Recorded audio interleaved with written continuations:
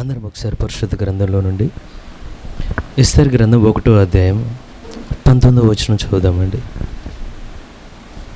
రాజునకు సమ్మతే ఆయన వస్తీ రాజైన అహష్వేరోషు సన్నిధికి ఇకనూ రాకూడదని తమ యొద్ద నుండి ఒక రాజాజ్ఞ పుట్టవలను. అది తప్పకుండానట్లు పారసీకుల యొక్కయు మాదీయుల యొక్కయు న్యాయము చొప్పున నియమింపవలను. మరియు వస్తీ కంటే యోగ్యురాలని రాణిగా తాము చేయవలను. మరి దేవుడి లేఖనాలు వివరించడానికి కల్పనైన నాకును మరి గ్రహించడానికి చేరువచ్చిన మీ అందరికీ ఆయన దయచూపును గాక. దయచేసి అందరూ కూర్చుందామండి. చేరువచ్చిన మీ అందరికీ మహాగణుడు రక్షకుడైన ప్రభువైన యేసుక్రీస్తు నామమున శుభములండి. దేవుడు మీ అందరిని దీవించును గాక. దేవుడు మీ అందరిని ఆశీర్వదించును గాక. ఆయన తన ఆత్మచేత ఉడిదుడుకుల్లో ఉన్నా సరే మనల్ని కృపచేత ఆయన నిలబెట్టి ఆయన రాజ్యం చేరినంత వరకు పరిశుద్ధాత్మ దాన్ని ముద్రించి కాపాడగలరా? ఆయన శత్రువు తాకకుండా, శత్రువు మనకి దాడి చేయకుండా, శత్రువు పోరాడకుండా. ఆడు పోరాడాలండి. శత్రువు పోరాడబోతే మనం ఎట్లుండం. శత్రువు పోరాడలేదనుకోండి మనకి చాలా నిర్లక్ష్యం వస్తుంది. కనుక దెయ్యాన్ని అక్కడ పెట్టుంచుతాడు దేవుడు. వాడు ఉండడం కూడా మనకు మంచిదే అండి. ఒక వర్తమానంలో అంటాడు ప్రవక్త ఏమంటే, ఆ శోధనల పుట్టు కూడా దేవానికి వందనాలు అంటాడు. ఒకవేళ మన మధ్యలో వ్యాధి అనేది లేదనుకోండి, ఆయన వైద్యుడు అనే విషయం మనకు ఎలా అర్థమైంది? దెయ్యం వ్యాధి పెడితే దేవుడు రంగంలోనికి వచ్చేయమంటాడంటే, వ్యాధి పెట్టడానికి నువ్వు ఉన్నావు, స్వస్థపరచడానికి నేను ఉన్నాను. ఆమేన్. ఆయన అన్ని విధాల మన మధ్యలో ఆయన తన యొక్క శక్తితో ప్రత్యక్షమవునుగాక. మరి దయచేసి ఒక చిన్న మెసేజ్ ఈ రోజున మరి పరిస్థితిని బట్టి నేను పాస్టర్ సేవకులు ఫోన్ చేసి చెప్దాం అనుకున్నా. మీరు చెప్పండి అన్నారు ఈరోజు అని. సరే, ఏదైనా దేవుడు నిలబడతాడని ఆశతో వచ్చానండి. ఎప్పుడు ఇన్ని పేపర్లు రాసుకొస్తా, ఈరోజు ఒకే ఒక్క పేపర్. నా లైఫ్లో నాకు తెలిసి ఎప్పుడు నేను మెసేజ్ చెప్పలేదు సింగిల్ పేపర్తో, ఒకటే ఒక పేపర్. ఆయన దేవుడు దయచూపునుగాక. మనకు కావాల్సిన వాక్యాన్ని ఆయన ఇచ్చునుగాక. మరి ఎప్పుడో ఒక చిన్న తలంపు ఇది. మరి కొన్నిసార్లు ప్రీచింగ్ చేసేటప్పుడు కూడా ఉడుదుడుకులు జరుగుతుంటాయి. కొన్నిసార్లు చాలా అభిషేకంతో అలా ముందుకెళ్తుంటాం, కొన్నిసార్లు ఏమో కొంత వెనక్కి లాగినట్టు ఉంటుంది. మరి అన్నిటికీ ఒక సైనికుడు అన్నిటికీ సిద్ధపడ్డట్టు ప్రీచర్ కూడా అన్నిటికీ సిద్ధపడే ఉండాలండి. అది మొట్టమొదటి నాకు అర్థం కాలేదు, కానీ రోజులు గడిచే కొలది ప్రభు ప్రతిదీ ఒక ట్రైనింగే నాకు. ఆయన దేవుడు ఏ ట్రైనింగ్లో మరి కొన్నిసార్లు చాలా దేవుడు కూడా దాడి చేసినట్టు అవుతుంది. ఏమనంటే ఇక నీ వల్ల కాదులే అన్నట్టు. కానీ మళ్ళా దేవుడు ఉచితమైన కృప ఏం చేస్తుందంటే, ఎప్పుడైతే మనం చేతులు ఎత్తేస్తామో మా వల్ల కాదంటే నీ వల్ల కాదు కదా నేను నిలబెడతానని మళ్ళీ దేవుడు చేతి అని నిలబెట్టును. ఒక చిన్న మెసేజ్ మీ ముందు ఉంచాలని కోరుతున్నాను. ఎంతమందికి ఎస్తేరు గ్రంథం తెలిసిన వాళ్ళు ఎవరైనా, ఎస్తేరు స్టోరీ తెలిసిన వాళ్ళు ఎంతమంది ఉన్నారండి? ఎందుకంటే మీరు బైబిల్ గ్రంథంలో చూస్తే ఎక్కువ పురుషుల పేర్లు కనబడతాయి, స్త్రీల పేర్లు ఉండేది చాలా తక్కువ. వాటిలో రూతు గ్రంథం, ఎస్తేరు గ్రంథం. రూతు యూదుల పేరా అన్యుల పేరా? అన్యుల పేరు. ఎస్తేరు యూదుల పేరా అన్యుల పేరా? సరే, దేవుడు దయ చూపునుగాక. అయితే మీరు గమనించండి,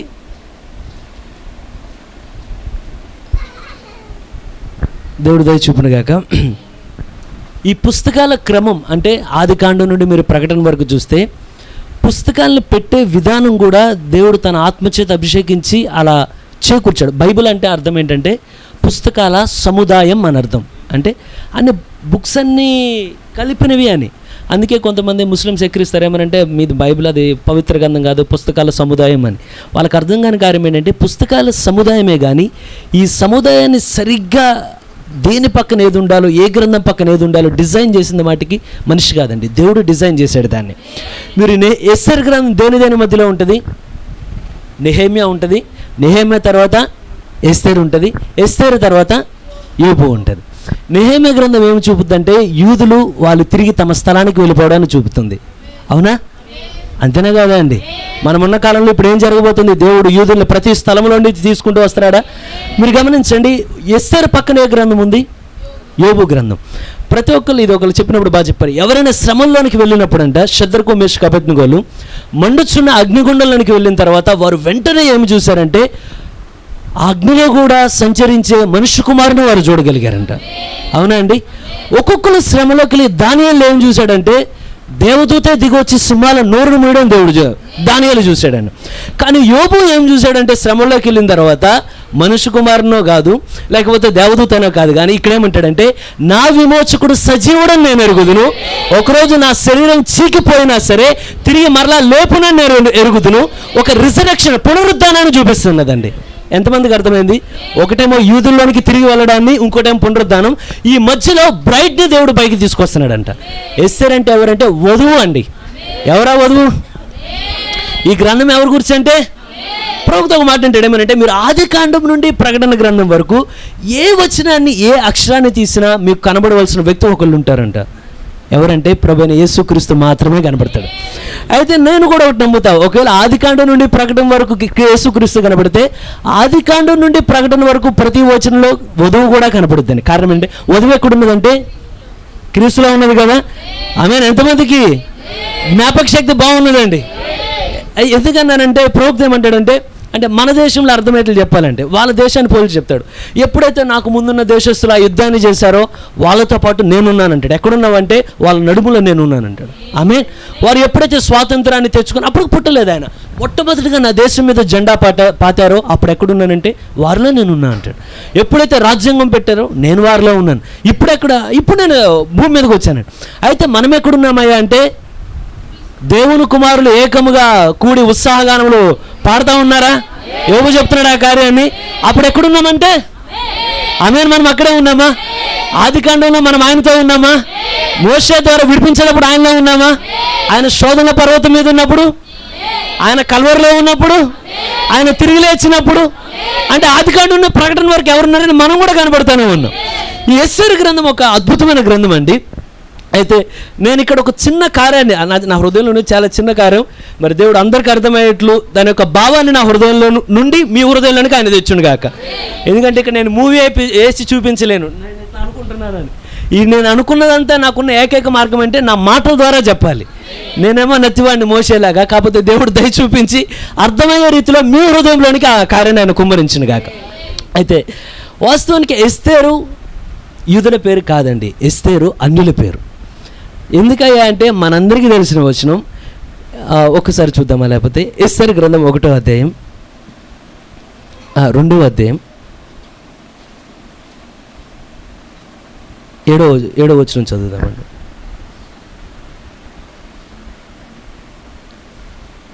ఎస్తేరు గ్రంథం 2వ అధ్యాయం 7వ వచనం చదువు. ఎవరైనా చదవండి, పర్లేదండి. తన పినతండ్రి కుమార్తె అయిన హదస్సాయను ఓకే చదువు.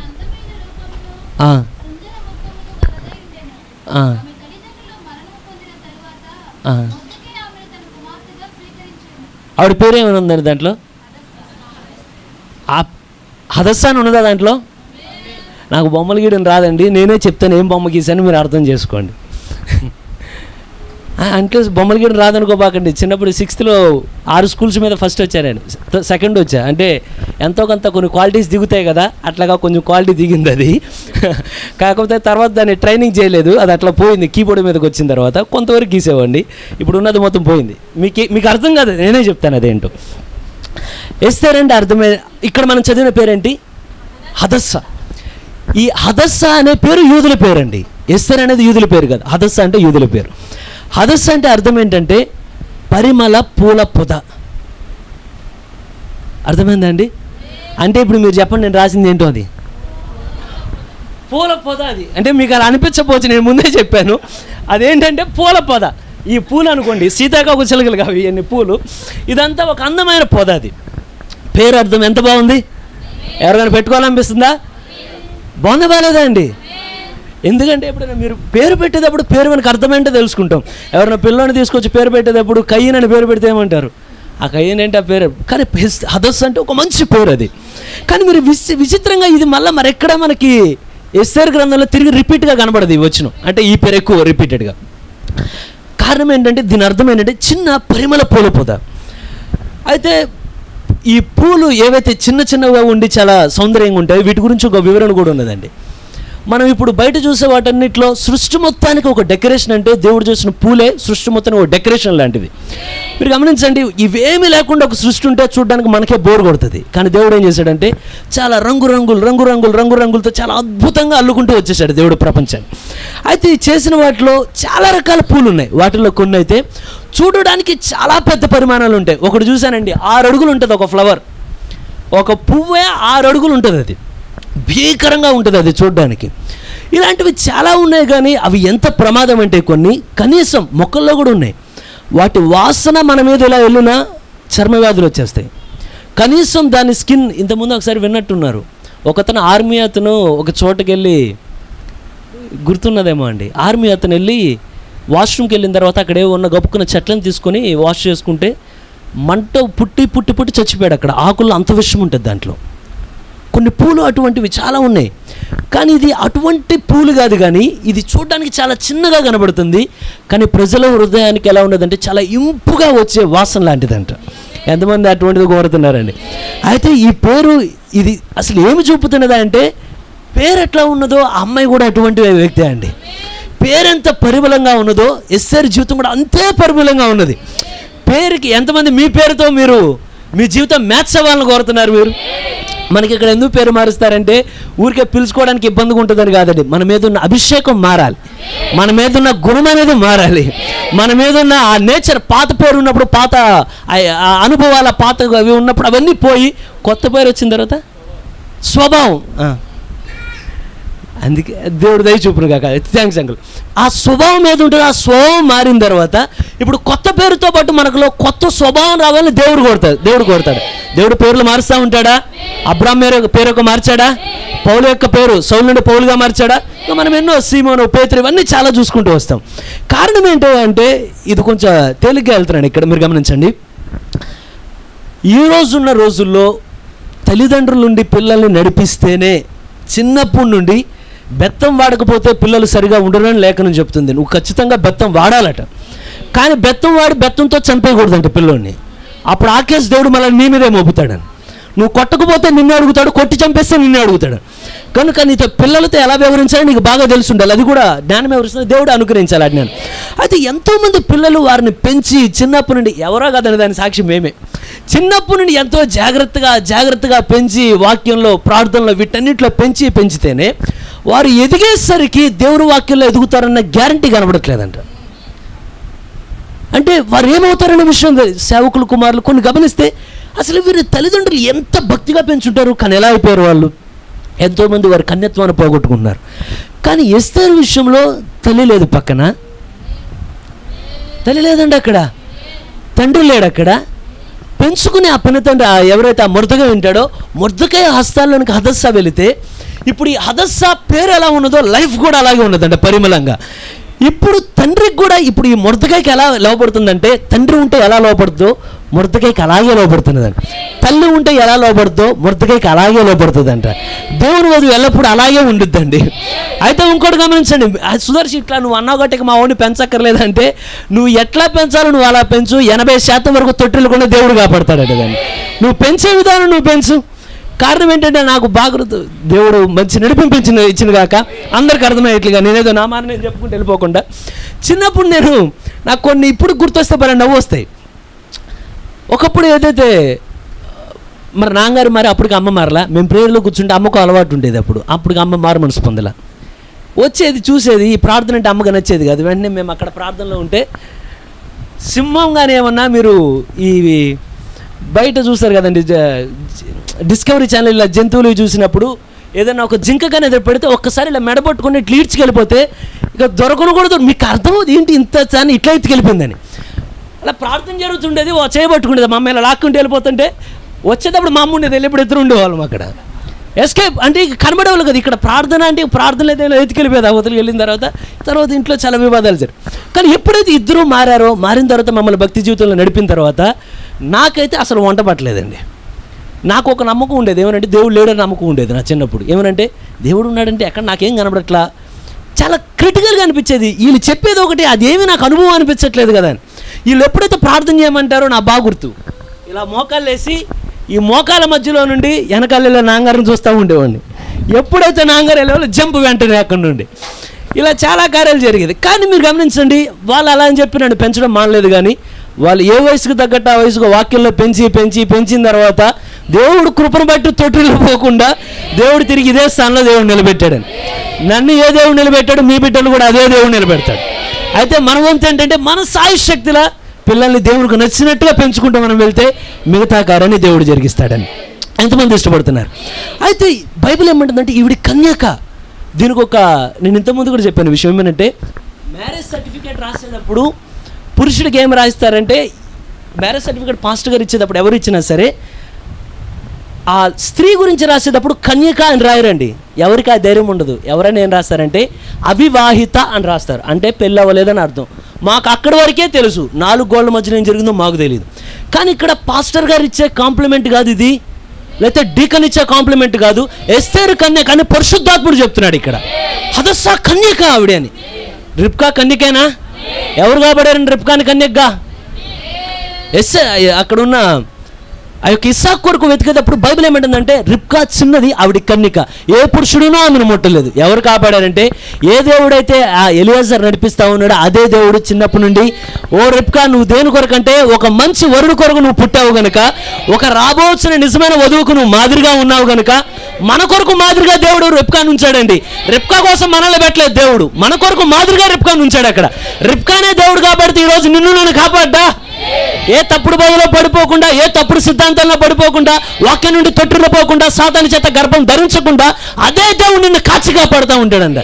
ఏ ఇస్సాకు కొరకు అంటే ఆ ఇస్సాకు కొరకు నిన్ను కాచి కాపాడుతాడు దేవుడు. జై చూపును గాక. అయితే స్టిల్ వర్జిన్ ఆవిడ ఇంకా కన్యక అని బైబిల్ తెలుపుతున్నది హదస్సా గురించి.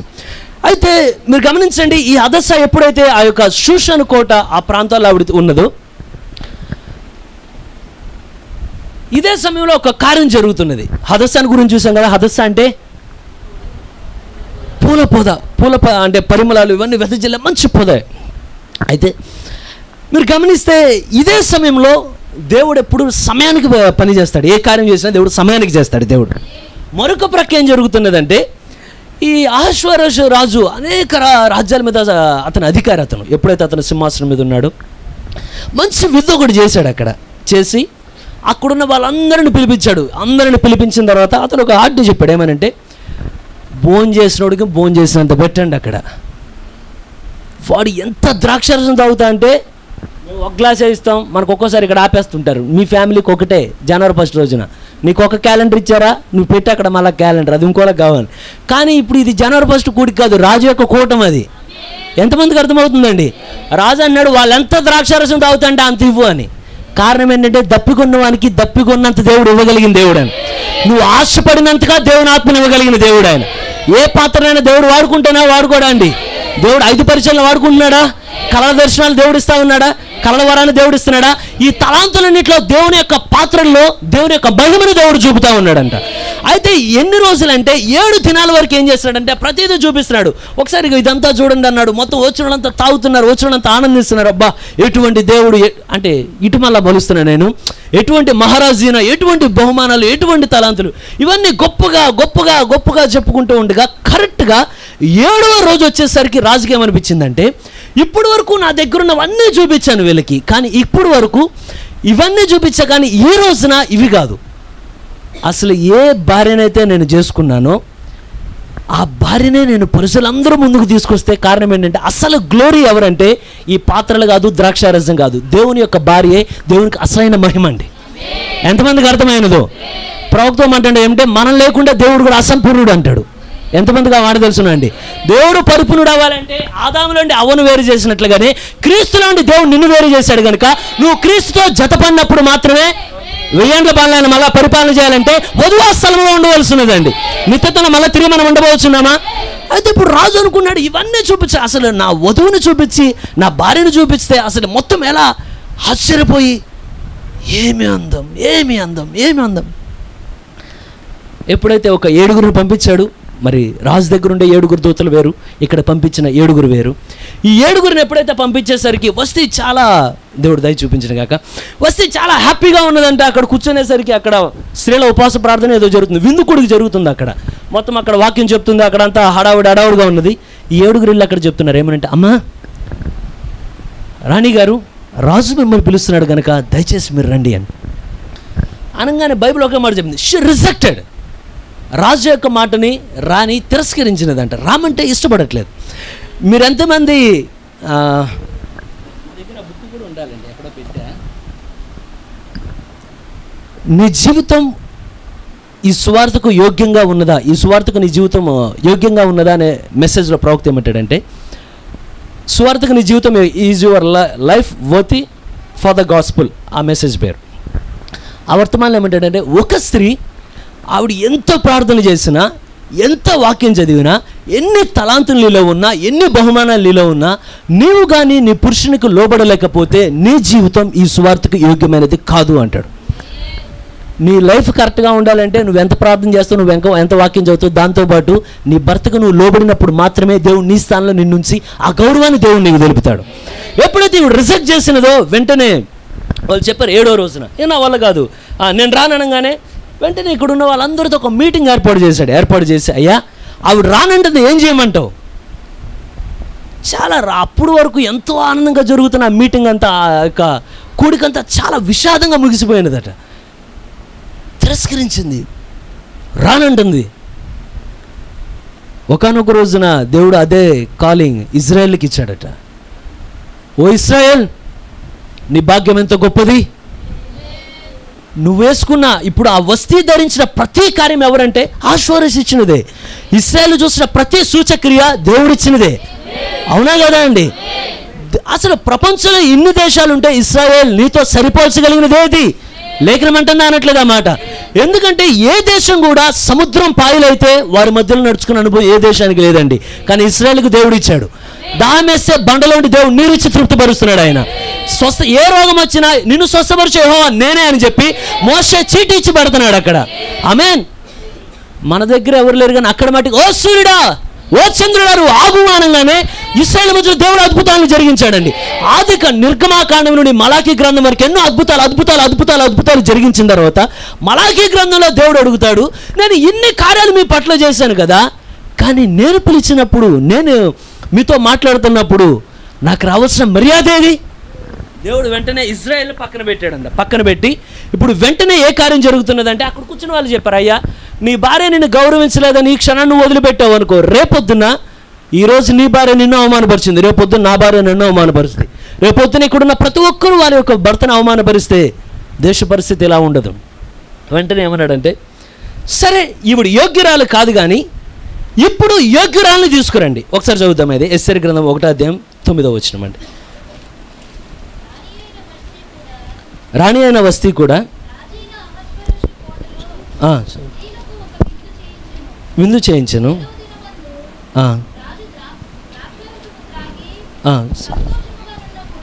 చదవండి. క్షమించండి, 19వ వచనం ఒకసారి చదవండి. రాజునకు సమ్మతి అయినా ఇక నువ్వు రాకూడదని, ఇక్కడ ఒక్క నిమిషం ఆగుదాం. ఇక్కడ ఏమనంటే ఇక నువ్వు రాకూడదని కొన్ని హిస్టరీ ప్రకారం ఎగ్జిక్యూటెడ్ అని ఉంటుంది. అంటే అర్థం ఏంటంటే వస్తీని తీయడమే కాక ఒక శిక్షణ అమలు చేస్తారంట. కారణం ఏంటంటే రాజు యొక్క పిలుపు నువ్వు తిరస్కరించావని. ఎన్నడూ దేవుని యొక్క పిలుపు నువ్వు తిరస్కరించుకో. దేవుడు నీ జీవితంలో ఎప్పుడైతే నీతో మాట్లాడడానికి దర్శించే సమయం ఎప్పుడు ఉంటుందో నువ్వు వెంటనే నీ హృదయాన్ని తెరవాలట. ప్రభువా నువ్వు ఎటు నడిపించినా సరే నడవడానికి నేను ఇష్టంగా ఉన్నాను. ఎప్పుడైతే రిజెక్ట్ చేయగానే ఇప్పుడు వెంటనే ఎగ్జిక్యూటెడ్ అని ఉంటుంది కొన్ని వాటిలో నేను చదివితే. ఎప్పుడైతే ఈ కార్యాన్ని తీయగానే వాళ్ళు ఏమంటున్నారంటే, అయ్యా నువ్వు ఏదైతే ఈ వస్తీని నువ్వు తొలగిస్తున్నావో, వస్తీని తీసిన తర్వాత నువ్వు ఆ స్థానంలో వస్తీ కంటే యోగ్యురాలను నువ్వు తీసుకురావాలి ఆ స్థలానికి. ఎంతమందికి అర్థమవుతుందండి? దేవుడు ఇశ్రాయేలును తొలగిస్తే ఇప్పుడు ఇశ్రాయేలుకి పరిస్థితులు దేవుడు ఎవరు కావాలంటే ఇశ్రాయేలు కన్నా యోగ్యులైన వారిని దేవుడు రంగంలోనికి తీయవలసి ఉంటుందండి. ఎంతమందికి అర్థమవుతుందండి? ఎన్నో దినాన చెప్పింది? 7వ దినానేనా? అంతేనా అండి? అయితే మీరు గమనించండి ఒక్కసారి ఇదే కార్యం 1వ సమూయేలు గ్రంథం 13వ వచనం చదువుదాము.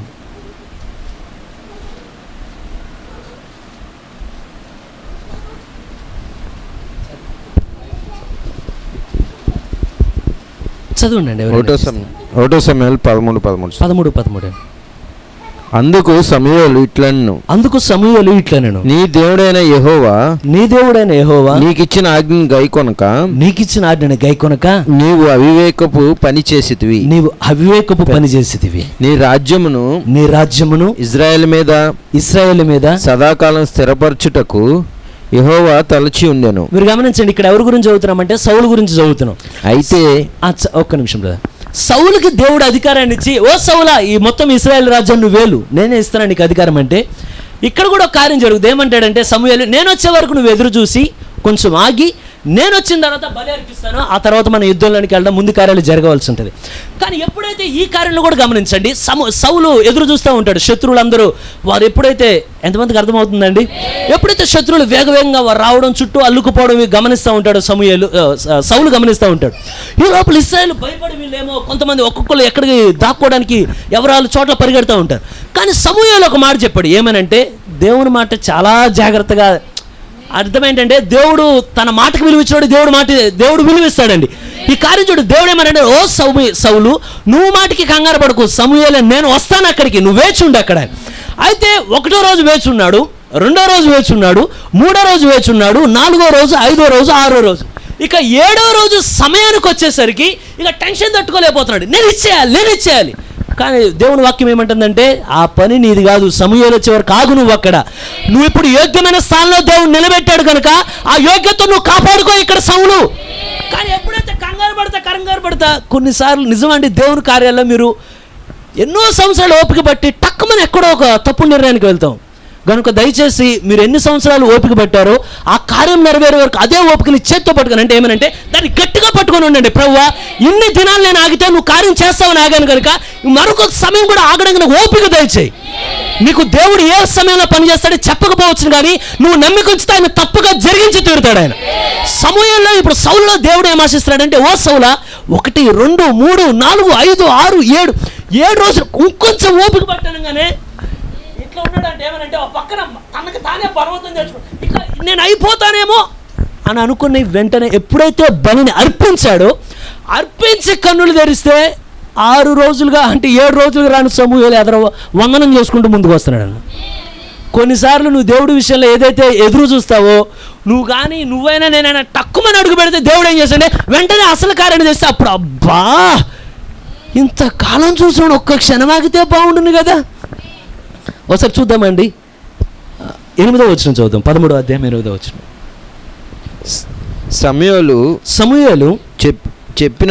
సమూయేలు చెప్పినట్టు అతడు 7 దినములు ఆగి, ఎన్ని దినాలండి? 7 దినములు ఆగి, ఎన్ని దినాలండి? 7 దినములు ఆగి సమూయేలు గిల్గాలునకు రాకపోవటయు జనులు తన యొద్ద నుండి చెదిరిపోవటయు చూచి దహన బలులు సమాధాన బలులు నా యొద్దకు తీసుకుని రమ్మని చెప్పి దహన బలి అర్పించేశాడా? ఎన్ని రోజులు ఎదురు చూశాడండి? 7 రోజులు. ఇప్పుడు చదవండి నెక్స్ట్ వచనం. అతడు దహన బలి అర్పించి చాలించిన వెంటనే సమూయేలు వచ్చెను. ఎంత సమయం ఉందండి గ్యాప్ అక్కడ? ఇలా చేసి ఇలా తెరిచూసి ఎదురు సమూయేలు కనబడుతున్నాడు. వెంటనే సమూయేలు అంటున్నాడు, ఇప్పుడు వరకు దేవుడు నీ పట్ల ఓపిక పట్టాడు, కానీ ఇప్పుడు నీ మీద కిరీటం ఉన్నది కదా, వస్తీ మీద కిరీటం ఉన్నదా? ఎంతమంది కంపారిజన్ అర్థమవుతుందండి? వస్తీ మీద కిరీటం ఉన్నదా? ఇప్పుడు సమూయేలు మీద కిరీటం ఉన్నదా? వస్తీని ఎన్నో రోజులు పిలిచారు? 7వ రోజున పిలిచారా? అవునా అండి? ఇక్కడ ఎన్నో రోజులు జరుగుతున్నది ఈ కార్యం? 7వ రోజున జరుగుతున్నది ఈ కార్యం. ఇప్పుడు వరకు దేవుడు నిన్ను ఎంపిక చేసి నీకు నియమిద్దాం అనుకున్నాడు, కానీ ఈ సమయాన్ని నువ్వు చేసిన కంగారుని బట్టి దేవుడు నీ స్థానంలో మరొక వ్యక్తిని దేవుడు పైకి లేకపోతున్నాడు అక్కడ. ఎంతమందికి అర్థమైనదండి? దేవుడి 7 సంఘకాలాల గుండా కూడా దేవుడు ఎదురు చూసినప్పుడు ఎప్పుడైతే సంఘం తిరస్కరిస్తా ఉంటే దేవుడు నిజమైన వధువుని ఈ కాలంలో దేవుడు పైకి లేవనెత్తనే ఉన్నాడండి. ఎంతమందికి అర్థమవుతున్నది? నేను ఇప్పుడు ఎస్సర్ గురించిగా చెప్తున్నది, దావీదు గురించిగా చెప్తుంది, నేడు మన గురించి నేను చెప్తున్నానండి. మనం ఈ స్థలంలో నిలబడ్డామంటే ఎవరో దీన్ని తిరస్కరించిన వాళ్ళు ఉన్నారు ముందున. ఎంతమందికి అర్థమవుతున్నదండి? ఈరోజు దేవుడు మనం నిలబెట్టాడు. కారణం ఏంటంటే ముందే ఈ అవకాశం వేరే వాళ్ళకి వచ్చినది, కానీ వాళ్ళు తిరస్కరిస్తే నువ్వు తిరస్కరించావు, కానీ దీన్ని స్వీకరించి దీనితో నడిచే ఒక గుంపుని నేను లేపబోతున్నా. ఎంతమందికి నమ్మిక ఉన్నదండి? నీ మీద దేవుడికి నమ్మిక ఉన్నది కనుక ఆ నమ్మికను వర్తమాన విషయాలు కాపాడడానికి దేవుడు శక్తిని అనుగ్రహించిన కాక ఆమె. సరిగ్గా ఈ 7వ రోజున ఎప్పుడైతే జరిగినదో, ఈ వస్తేనే దూరంగా పెట్టి వస్తేనే ఇక అక్కడ నుండి తీసి పంపించేశారు. అది నేను కొన్ని ఇంతకుముందు చిన్నప్పుడు మూవీస్లో చూస్తే అప్పుడు వరకు రాణికి అన్ని ఆర్భాటాలు ఇవన్నీ చేసేవారు. కానీ ఎప్పుడైతే ఈవిని తిరస్కరించారో, ఆవిని తీసేస్తారో, ఒక్కటే ఇలా ఆ రథంలా ఉంటే ఆ పల్లకులో ఇలా వెళ్తూ ఉంటే అందరూ చూసి అసహ్యించుకున్నాడు. చి రాజు మాటలు లేదు. సౌలు కిరీటం ఉన్నంత వరకు సౌలుకి ఘనత ఉన్నది, కానీ చచ్చేటప్పుడు ఎలా చనిపోయాడని.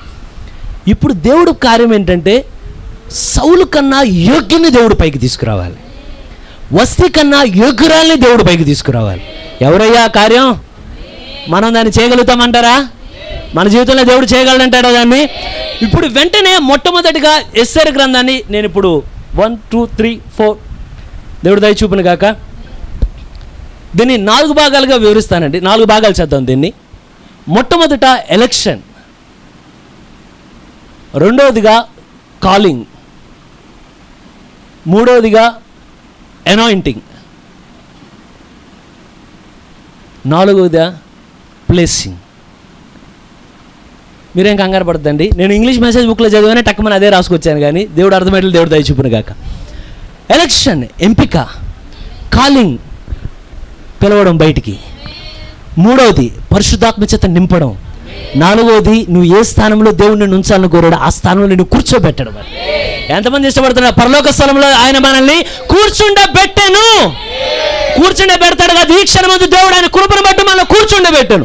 ఎంతమంది నమ్ముతున్నారు ఆ కార్యం జరిగింది? యోగ్యురాలు ఎవరంటే ఈ 4 ఎవరి జీవితంలో జరిగితే వాళ్ళే ఆ స్థానానికి సరైన వాళ్ళండి. ఇది ఎవరు ఎంపిక అంటే ఇప్పుడు చూద్దాం.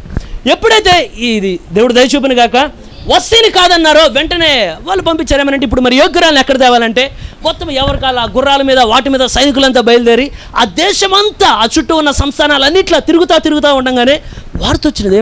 ఏం జరుగుతుందంటే అయ్యా రాజు యొక్క భార్యను తీసేశారు కనుక ఇప్పుడు కొత్త రాణిని ఎక్కడ తెస్తారంటే ఎవరైతే కన్యకులు ఉన్నారో వారి కోసం వెతుకుతున్నారు అక్కడ అనగానే కొంతమంది పిల్లలేమో వాళ్ళ తల్లిదండ్రులు వాళ్ళ పిల్లల్ని దాచేసుకున్నారు. ఏమనంటే లోనికి వెళ్తే జీవితంలో మళ్ళీ మనం చూడలేమని. ఎప్పుడైతే వీళ్ళు ఒక్కొక్కింటికి వెళ్ళి అడుగుతున్నారు ఏమంటే ఇంట్లో కన్యక అక్కడ ఉన్నదా అనగానే కొన్ని చోట్ల చెప్తున్నారు అయ్యా పక్కన ఇంట్లో ఉన్నది. ప్రతి ఏరియాలో ఇలాంటి వాళ్ళు ఉంటారు, ఒకళ్ళు ఎంత తప్పించుకున్నా ఇరికిచ్చే వాళ్ళు ఒకరు ఉంటారు. మన గురించి ఎలా తెలిసిందిరా పక్కనోడు ఉన్నాడు ఒకరు చెప్పేవాడు. ఇక్కడ పక్కన ఇంట్లో ఒకళ్ళు ఉన్నారు కన్యక, ఆ ఇంట్లో ఒక కన్యక ఉన్నారు. ఎప్పుడైతే వెతుకుతా ఒక్కొక్క ఇంట్లో తీసుకొస్తా ఉంటే ఈ సమయంలో ఒక ఆవిడ వచ్చి ఏం జరిగింది బాబు అంటే అమ్మ రాజుగారి స్థానంలో ఉన్న పక్కన కూర్చోవలసిన రాణి తీసేశారు, ఊడబీకేశారు. అంటే మాజీ సీఎం లాగా మాజీ వైఫ్ అయిపోయింది, మాజీ క్వీన్ అయిపోయింది ఆవిడ. కనుక అసలైన వధువు కొరకు ఎదుగుతున్నారు అనగానే అయ్యా ఇన్ని రోజులు రాజును చూడాలని నాకు కోరుకున్నది, నన్ను తీసుకెళ్తావా? నిన్ను చూస్తే మరి పెద్దవాళ్ళగా ఉన్నావు అంటే మరి పెళ్ళి అయినట్టు అయితే ఇందిరా పెళ్ళి తీసుకెళ్ళండి అని అందనుకో వెంటనే ఉంటారు అమ్మ రామ్మ నీ కోసం ఎదురు చూస్తాను. రాజు కోసం తీసుకెళ్లే వ్యక్తి ఎవరి విత్తనం పడకుండా దేవుని విత్తనం కొరకు కన్నికగా ఉన్న వ్యక్తిని మాత్రమే దేవుడు బయటికి పిలుస్తున్నాడు. ఎంతమందికి అర్థమైనది? ఇప్పుడు దేవుడికి కావాల్సింది లోకం చేత గర్భవతులైన వాళ్ళు కాదు, లోక ఆచారాల చేత గర్భవతులైన వారు కాదు, కానీ క్రీస్తు కొరకు పవిత్రంగా ఉన్న వాళ్ళని దేవుడు ఇప్పుడు పిలుస్తాడు. 10 మంది కన్యకలేనా? బుద్ధిగల కన్యకలు ఉన్నారా వాళ్ళలో? బుద్ధి లేని కన్యకల పక్కన పెడదాం, వాళ్ళ గురించి మనకి ఎందుకని. బుద్ధిగల కన్యకలు ఉన్నారా? వారు కన్యత్వాన్ని కాపాడుకున్నారా లేరా పెండ్లి కుమారుని కొరకు? ఎప్పుడైతే ఎదుగుతూ ఉండగానే ఎప్పుడైతే మొరతగా ఇంటికి వచ్చి తలుపు కొట్టంగానే లోపల మొరతగా అనుకుంటాడు అమ్మో ఇప్పుడు వస్తే తీసుకెళ్ళిపోతారు నా కుమార్తెను. వెంటనే ఎతికి కుమార్తెను పట్టుకున్నారు. అక్కడ పెట్టేసరికి ఈవిడ పేరేంటి? హదస్సా. పేరేంటండి? అంటే ఏమైంది? పొదలో ఏమొస్తాయి? పాములు రావండి. పాములు వచ్చే పొదలు ఉన్నాయి కొన్ని, మన మధ్యలో దేవుడు లేకుండా తీసివేయను గాక. పొద చూడడానికి చక్కగా ఉంటుంది, కానీ అట్లనే ఏమన్నా గొడవ వేసుకున్నారు అనుకోండి చక్కనే లేదు. ఊరి పాము ఇప్పుడు దాకా ఉందని తెలియలేదని. కానీ ఇది పాముల పొద కాదు, కానీ పరిమళాల పొద అండి ఇది. ఎంతమందికి పరిమళం పొదలా ఉందని కోరుతున్నారు? ఎప్పుడైతే ఈ పరిమళ పొద ఇట్లా ఉన్నదో ఇప్పుడు ఎప్పుడైతే హదస్సాన్ని పట్టుకెళ్ళంగానే నాకు తెలిసి తీసుకెళ్ళేవాడు కూడా ఒక ఆలోచన ఉంటుంది. ఇంతమందిని తీసుకెళ్తే ఒకలా ఉన్నారు, కానీ ఈ వ్యక్తిలో ఏదో ఒక వ్యత్యాసం అనేది కనపడుతున్నది. దేవుడు ఎంపిక చేసేటప్పుడు దేవుని ఎంపిక చాలా విచిత్రంగా ఉంటుందని. దేవుడు ఇప్పుడు ఏం చేస్తాడంటే ఎక్కడో ఉన్న హదస్సాని ఇప్పటి వరకు కోటలో చాలాసార్లు అనుకుని ఉండొచ్చు, కోట లోపల ఎలా ఉంటుందో ఆ రాజుగారి భవనంలో. కానీ ఎప్పుడు ఊహించిన రీతిగా ఇప్పుడు లోనికి వెళ్తూ ఉంటే ఆ భవనాల్లో ఒక్కొక్క ఆ స్తంభాలను చూస్తున్నది, తెరలను చూస్తున్నది, ఎంత అద్భుతంగా ఉన్నది ఇదంతా. క్రైస్తవుడుగా ఉండడం నీ యొక్క ఎంపిక కాదంట, అది దేవునికి ఎంపిక కనుకే ఎక్కడో ఉన్న నిన్ను మళ్ళీ పట్టుకొని దేవుడు బయటికి తీసుకొస్తాడు. కారణం ఎందుకయ్యా అంటే అనాదిలోనే ఆయన నిన్ను చూశాడు కనుక, అనాదిలో నిన్ను ఎంచుకున్నాడు కనుక నీకు యొక్క ఎంపికను బట్టి నువ్వు క్రైస్తవుడు కాలేదు, కానీ ఆయన యొక్క ఎంపికను బట్టి నిన్ను క్రైస్తవుడు నిలబెట్టాడు కనుక మన ధైర్యంతో చెప్పొచ్చు, ఎన్నిసార్లు ఓడిపోయినా ప్రభువా నేను ఓడిపోతానేమో కానీ నాలో ఉన్న విశ్వాసం అన్నాడు ఓడిపోదు. ఎంతమంది అది కోరుతున్నారండి? అవకాశాలు నువ్వు ఓడిపోవచ్చునేమో, భక్తి జీవితంలో నువ్వు ఓడిపోవచ్చునేమో, కానీ నీలో ఉన్న విశ్వాసాన్ని మటుకు దేవుడు ప్రభువా గట్టిగా పట్టుకొని ఉంచేమనంటే నేను పడినా తిరిగి లెగ్గలను, నేను తిరిగి మళ్ళీ దేవుళ్ళు నేను నిలబడగలను. కారణం నేను పరలోక స్థలంలో కూర్చుండే పెట్టబడి ఉన్నా. It is completed. ఎంతమంది అలా ఉండాలని ఇష్టపడుతున్నారు? నీ విశ్వాసం అయినాడు తొరగకుండా దేవుడు మన పట్ల దయచూపును గాక. అయితే గమనించండి, ఎలా అయితే తెచ్చాడో సిమిలర్గా చూడండి. ఎక్కడో అక్కడ గొర్రెల దగ్గర కూర్చొని పాట పాడుకుంటున్నాడు. ఏమనంటే యెహోవా నీ నామము, లోపల అక్కడికి వచ్చారు, బాబు ఇక్కడ దావీదు ఎవరండి?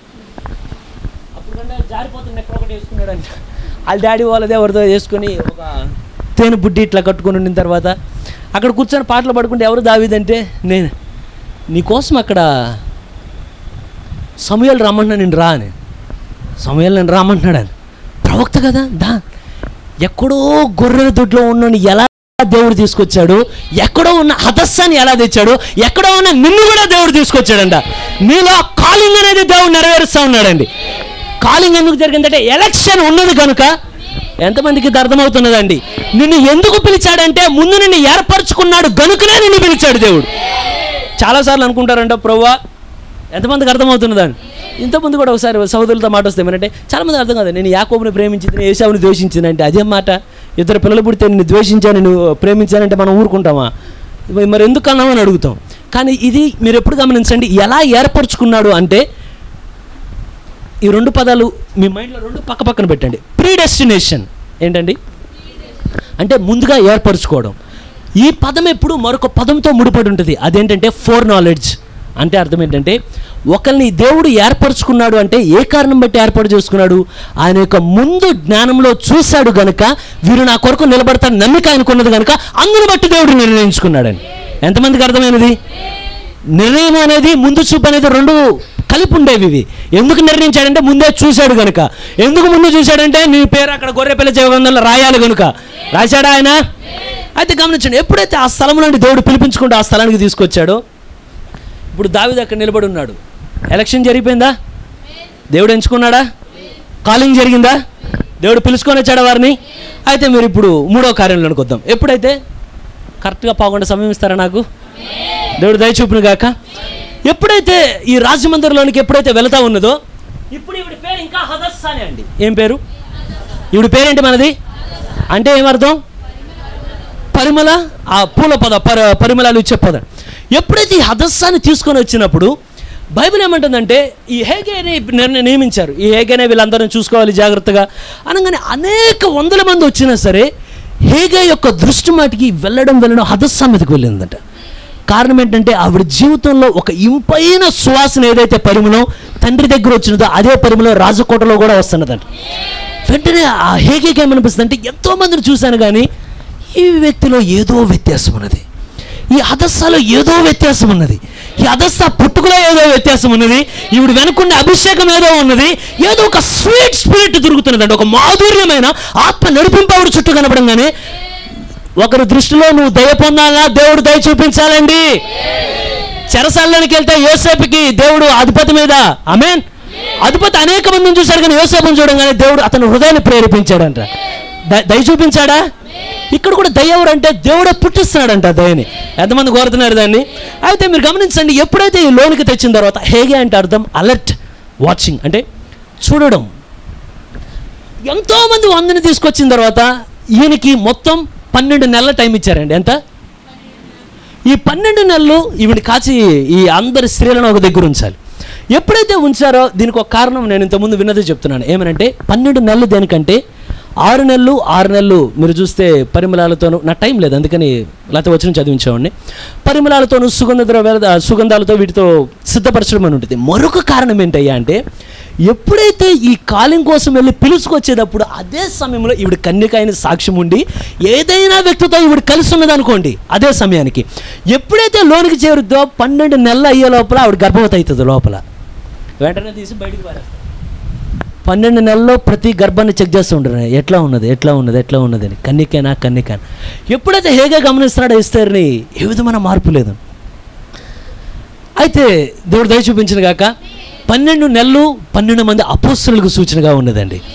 అయితే ఇప్పుడు ఏమి జరుగుతున్నదయ్యా అంటే ఈ 12 నెలల్లో ఈవిడ పరిమళ పొదేనా, మంచి పొదేనా, మంచి సాక్ష్యం ఉన్న పొదేనా, కానీ హేగే ఈవిడ మంచి పొదేని తీసుకెళ్ళి రాజు దగ్గరికి తీసుకెళ్ళట్లా.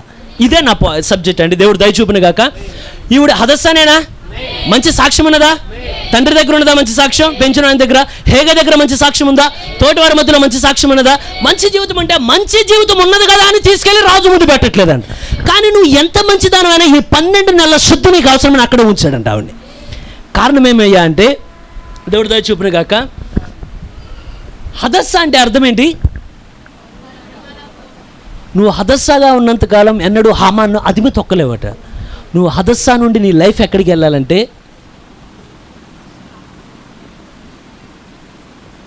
ఏంటండి అవి స్టార్స్.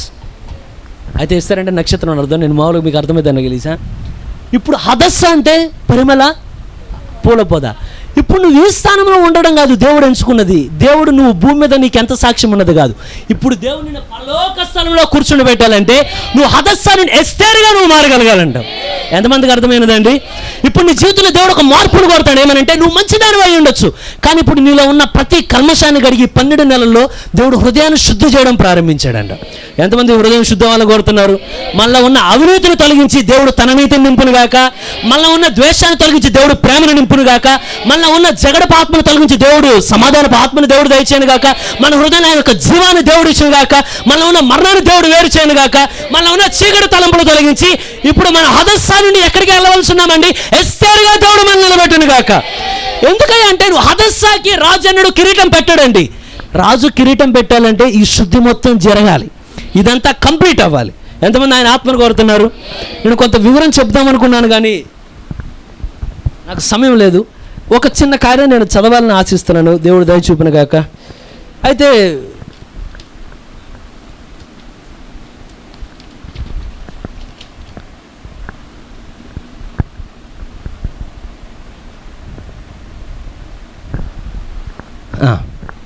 సెవెన్ సీల్స్ బుక్ అండి ఇది, 7 ముద్రల గ్రంథంలోది ఇది. ఎంతమంది ఆయన ఆత్మచేత నింపబడాలని కోరుతున్నారు? ఆమేన్. మొట్టమొదటిగా మనకి ఎలక్షన్ అయిపోయినదా, కాలింగ్ అయిపోయినదా? ఇప్పుడు దేవుడు శుద్ధి చేసి మళ్ళీ రాజు ముందు మళ్ళీ నిలబెట్టవలసి ఉన్నాడా? ఇప్పుడు నువ్వు ఎంత మొరతగానే సంతోషపెట్టావు అనేది ముఖ్యం కాదు. ఇక్కడ ఎంత హేగే నిన్ను చూసి సంతోషపడ్డాడు అనేది ముఖ్యం కాదు. ఇక్కడ రాజే నిన్ను చూసి సంతోషపడి ఏ కిరీటం వస్తీ మీద నుండి తీశాడు ఆ కిరీటాన్ని నీ మీద పెట్టి నువ్వు ఈ స్థానానికి యోగ్యురాలు అని చెప్పాల్సిన సాక్ష్యం రాజు నుండి మనం తేవాల్సి ఉన్నామండి. ఎంతమందికి కార్యం అర్థమైనదండి? ఆమేన్. ఎంతమంది ఆ స్థలానికి వెళ్దామని కోరుతున్నారు? దేవుడు మనలో ఉన్న ప్రతి కార్యాన్ని దేవుడు తొలగించి ఆయన ఆత్మచేత నింపునుగాక. అయితే మీరు గమనించండి, ప్రవక్త ఈ 7 ముద్రల ఈ గ్రంథంలో 5వ ముద్రలో ఒక కార్యాన్ని వివరించి చెప్తాడు. మనం ప్రకటన గ్రంథంలో 4 జీవులు చూస్తాం, అవునా? ఏమేమి జీవులు అవి? అదేంటండి అంత నీరసంగా ఉన్నారు? చెప్పావు, నేను బాగానే ఉన్నాను కదా. సింహం అంటే సింహానికి నవ్వు వచ్చింది, నా పేరేంటి ఎంత దారుణంగా చెప్తున్నారండి. అది ఆ నవ్వు కూడా నా పేరు ఇట్టు చెప్తున్నాను. సింహం గాండ్రించేటప్పుడు కూ అని ఉండదండి. నేను గడిచిన దినాల ప్రవక్త చెప్తుంటే మళ్ళీ గూగుల్కి వెళ్ళి చెక్ చేశాను. నేను ప్రవక్త అంటాడు సింహం గర్జిస్తే అక్కడున్న బండల మీద ఉండే చిన్న చిన్న రాళ్ళు ఇలా దొరికి కింద పడతాయట. నేను అనుకున్న ప్రవక్త వివరిద్దామని చెప్పాను నిజమా అని. ఎప్పుడైతే యూట్యూబ్లో చెక్ చేస్తే సింహం ఇలా ఉందండి, ఎంత ఉందో దాంట్లో ఎలా. అది ఎప్పుడైతే గర్జించి గాండ్రిస్తున్నా అంటే బాగా గాండ్రంగా పెద్ద సౌండ్ చేసినదో ఒక అతను పెంచుతాడు సింహాన్ని, ఆ పక్కనే తల ఉంచుతాడు. అంటే మన పొటాటో చిప్ లాగా ఉంటాడు తలకే ఆయన సింహం ముందు ఉండి చెప్తున్నాడు ఏమనంటే, మీరు వీడియో చూసేటప్పుడు ఇలా ఉన్నది కానీ ఇక్కడ ఉంటే ఇది అంటే వచ్చిన సౌండ్కి నేల మీద ఉన్న దుమ్ము వైబ్రేట్ అవుతుందంట.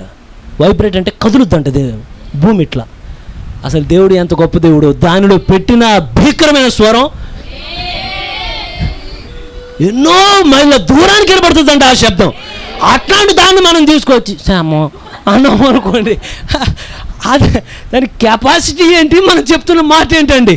అయితే నిజానికి సింహం అని నేను ఎందుకు అంటున్నానంటే, దేవుడు అభిషేకాన్ని పంపినప్పుడు పౌలు కూడా సింహంలాగా నిలబడ్డాడు అక్కడ. ఆ శక్తి ఎక్కడంటే అభిషేకంలోని శక్తి. అది ఎంతమంది కోరుతున్నారు దాన్ని?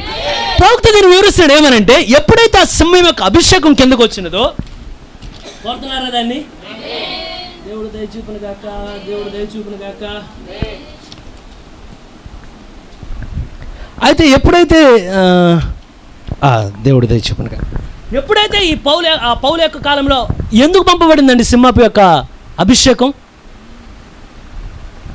సేవకులు మనకింత వివరంగా చెప్పిన తర్వాత అలా అనకూడదండి.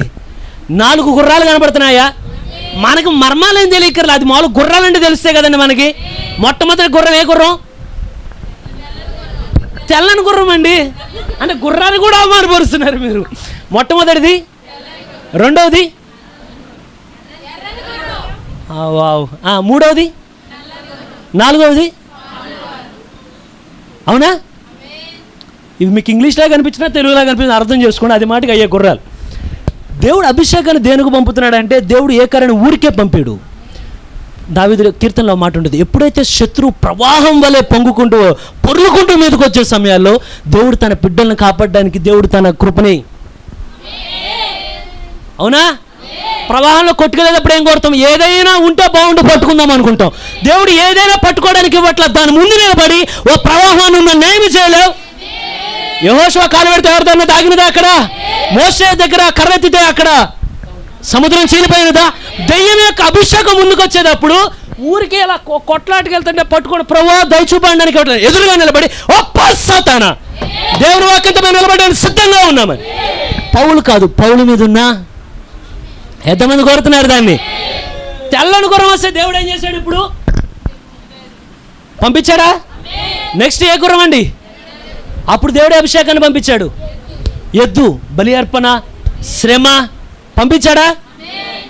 మామూలుగా పని చేస్తుందా ఎద్దు? మూడవదిగా దెయ్యం నల్లగా అక్కడ కనబడుతున్నాడు, మంచి వ్యాపారం చేస్తా. దేవుడు వెంటనే ఆ మానవ వివేకం ఎలా ఉంటుందో మార్టిన్ లూథర్ వచ్చిన తర్వాత ఇది పొరపాటు, ఇది రైట్, ఇది పొరపాటు.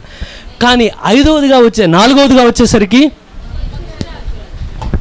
ఇవన్నీ భూమి మీద, కానీ ఇది భూమి మీద కాదండి, ఇది నిలబడేది కాదు. అంటే ఎదురు ఇట్లా కాదు, ఇదేమనంటే శత్రువు వచ్చే లోపలే కంటికి కనబడకుండా దూరానికి వెళ్ళిపోతుందంట. అయితే నేను మిమ్మల్ని నిరుత్సాహపరచడానికి చెప్పట్లేదు, కానీ ఈ కార్యం నిజం, ప్రవక్త చెప్తున్నా. సింహము వచ్చిన దినములలో నిజవాక్యం వచ్చినది, కానీ 100కి ఒక్కరే ఆ సింహం యొక్క మాటను విన్నారు. ఎంతమంది? నేను రేషియో రాస్తాను, మీరు ఎంతమంది అండి?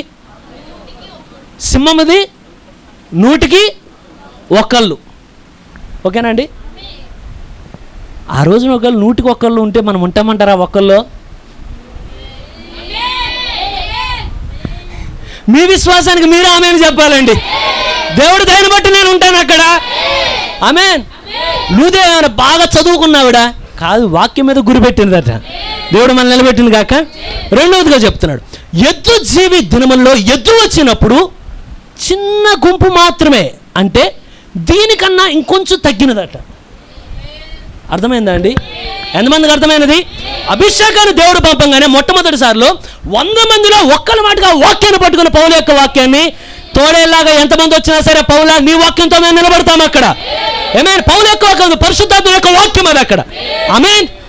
ఇప్పుడు రెండోసారి ఏమైందంటే, ఈ ఎద్దు యొక్క అభిషేకం వచ్చేసరికి 100 మందిలో ఒకళ్ళు లేరు అక్కడ, ఎక్కువ మందిలో తక్కువ మంది బయటకు వచ్చారంట. ప్రవక్త సింపుల్ ఏమంటే కొద్ది గుంపు మాత్రమే. ఇప్పుడు అడుగుతా, కొద్ది గుంపులో మీరు ఉంటారంటారా? దేవుడు మనం ఉంచునుగాక. ఆమేన్. మూడవదిగా మళ్ళీ ప్రవక్త చెప్పినా చదువుకుంటూ వెళ్తున్నానండి.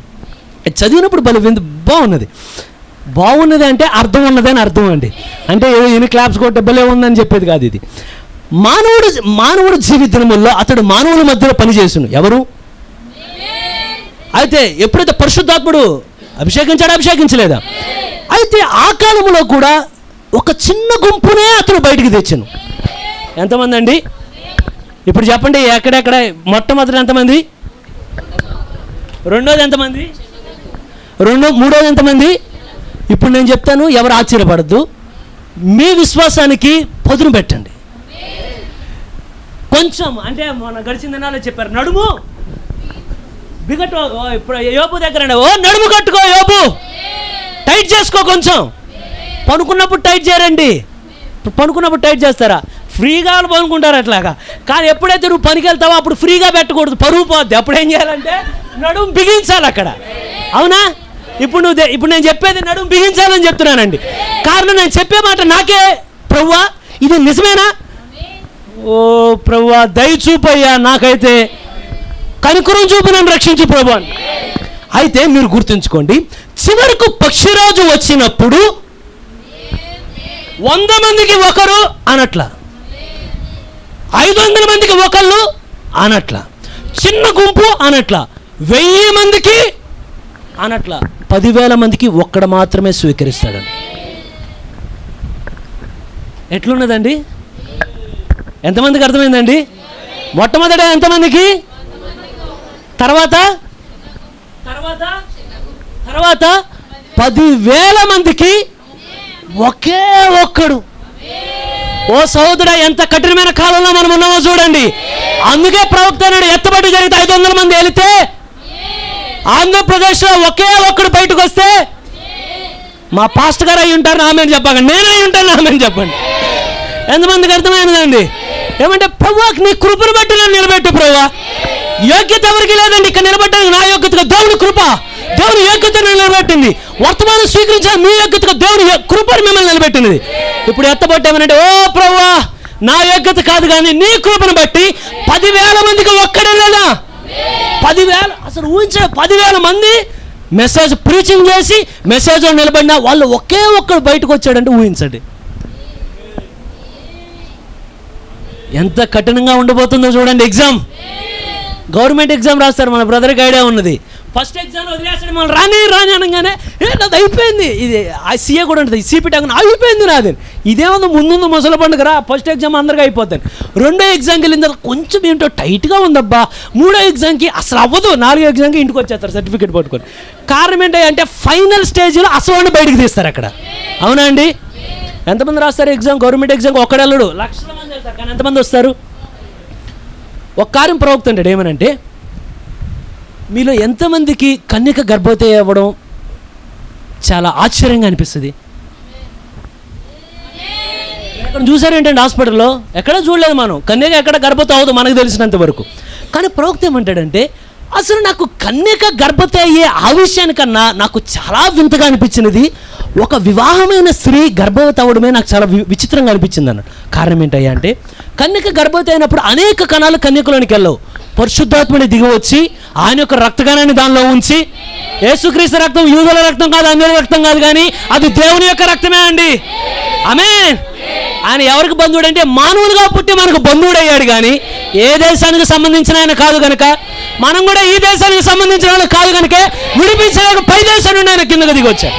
అయితే గమనించండి, ఇట్లా కన్యక గర్భవతి కానీ ఒక పక్కన పెడితే ప్రవక్త అన్నాడు, దీనికన్నా నాకు వింతగా వివాహమైన తర్వాత పిల్లలు కంటారు అదే విచిత్రం. ఎందుకయ్యా అంటే, ఒక పురుషుని యొక్క కణాలు ఏవైతే ఉంటాయో వాటిల్లో ఇలా లక్షలు ఉంటాయి వీరే కణాలు.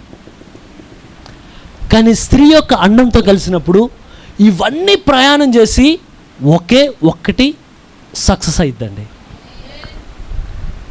ఎంతమందికి అర్థమైందండి? వీరే కణాలు అనేక కణాలు ఉంటాయి, కానీ వీటన్నిటిలో సక్సెస్ అయ్యేదండి ఒకటే. ప్రవక్త అంటారు, ఆ ఒక్కటి ఎవరు నిర్ణయిస్తారంటే అనాదిలోనే దేవుడు నిర్ణయిస్తాడండి.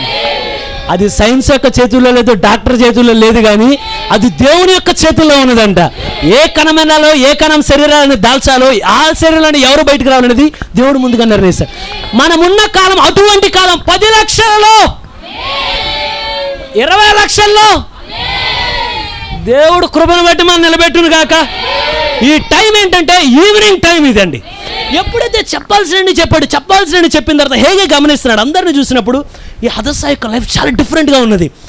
అందరూ ఏం చేస్తున్నారంటే నిదానంగా అద్దాల ముందుకెళ్ళిన తర్వాత ఇలా మొత్తం ఇలా డిజైన్ చేస్తున్నారు, లిప్స్టిక్ ఇట్లా రాస్తున్నారు, రకరకాలు చేస్తుంటారండి కొన్ని.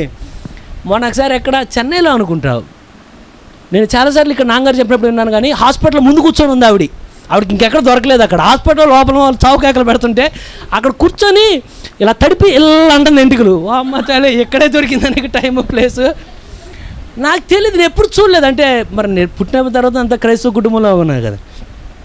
ఇప్పుడు ఒక్కొక్కరు ఇలా చేస్తుంటే హేగే అనుకుంటున్నాడు, మీ చేష్టలు చూస్తుంటే మీరు ఒక్కడు కూడా అయ్యట్లేడు ఇక్కడ. కానీ హదస్సాన్ని గమనిస్తే హదస్సా మాటికి చాలా వింతైన జీవితం కనబడుతున్నది. ప్రవక్త కూడా నోట్ చేసి చెప్తాడు ఏమనంటే, బయట వాటిల్లో ఒక్క ఆకర్షణ ఆవిడ కోరుకోలేదట. పూర్తిగా హేగే, రాజు యొక్క మనసు నీకు పరిపూర్ణంగా తెలుసు కనుక నువ్వు ఎలా ఉండమంటే నేను అలా ఉంటాను హేగే. ఎంతమంది అప్పగించుకుంటారు వర్తమానానికి? ఓ ప్రభువా, నీ వర్తమానం ఎలా ఉండమంటే దయచేసి నేను అలా చెక్కు ప్రభువా. లోకంలో అందం మా మధ్యలో కొద్ది కానీ సంఘము కూడా దేవుడు చెప్పినట్లుగానే కట్టబడి కాక, కనుచూపుకి ఇంపుగా కాదు కానీ దేవుని యొక్క హృదయానికి ఇంపుగా దేవుడు మనల్ని నిలబెట్టను గాక. మీరు అసలు ఇంకా నాకు సమయం ఉంటే బాగుండేనేమో అనిపిస్తున్నది. నేను మిమ్మల్ని ఉంచను, మీరు దయచేసి ఇప్పటివరకు ఆనందంగా ఉన్న ముఖాలు బాధగా పెట్టమాకండి. నేను ముగిచ్చేస్తాను సమయానికి. నేను మాట ఇచ్చాను కదా, I will keep my word, నేను నిలబెట్టుకుంటాను ఆ మాటని. అయితే ఎంతమంది కోరుతున్నారు పక్షిరాజు యొక్క అభిషేకం? వచ్చిన తర్వాత మళ్ళీ ఏం చేస్తుందంటారు? పక్షిరాజు అభిషేకం ఏం చేస్తుందంటారు? ఏం చేస్తుంది? మనకు వచ్చిందో రాలేదు ఎలా తెలుస్తుంది? బైబిల్లో ఎతికితే అనాయింటింగ్ అని ఉంటుంది, గ్రేటెస్ట్ అనాయింటింగ్ అని. అతి శక్తివంత, అతి గొప్పదైన అభిషేకం ఎవరి మీద ఉన్నదండి? దావీదు మీదకి అభిషేకం వచ్చినదా? ఏం చేశాడు అభిషేకం వచ్చిన తర్వాత? ఇశ్రాయేల్ మధ్యలో సజీవుడైన దేవుడు ఒక ఆయన ఉన్నాడని చెప్పి లోకమంతా తెలుసుకున్నట్లుగా ఎవరినా మన యెహోవా నామములో చెప్పుడే తీసినాడు. దేవుని అభిషేకం వెంటాడుతున్నదా? సంసోను వెనుక దేవునికి అభిషేకం ఉన్నదా? ఏం చేశాడండి సంసోను? 300 మందిని 300 నక్కలు తీసుకొని, కుక్కను పట్టుకోవడం చేత కాదు మనకి, 300 నక్కలు పట్టుకొని ఒక నక్కకి ఒక నక్క తాడు కట్టి దాని మధ్యలో క్యాండిల్ లాంటిది ఏదో ఒకటి వెలిగించి, ఏమంటారు దాన్ని, కాడలు, కాగడ రైట్, కాగడాలో పెట్టి నిప్పు వెలిగిస్తే అది నక్క ఎవరు ఉంటుందా? పెంచుకుని కుక్క ఉండదు అక్కడ మంట వెలిగిస్తుంటే. కానీ నక్క మట్టుకాలు ఉంటే ఎల్ల ఇట్లా బలవంతంగా గట్టి కడితే ప్రవక్త అన్నాడు, రొయ్య మీసంలాగా ఉండేవాడు 300 నక్కలు పట్టుకున్నాడు. మామూలు విషయమా? పట్టుకొని వదులుతున్నాడు. ఏమయ్యా అంటే వెనుకుంటుంది దేవుని యొక్క ఆత్మ అభిషేకం వెనకాల కదుపుతా ఉన్నదంటే సంసారం లే నువ్వు అక్కడ. నేను శత్రువుల మీద పగ తీర్చుకోవడానికి నిన్ను పుట్టించా, మీ పుట్టుకున్న అర్థమే అది అక్కడ అని. పాపంలో ఉన్న సంసారం మట్టుకు అభిషేకం వెనకాల తరుగుతూనే ఉన్నదండి.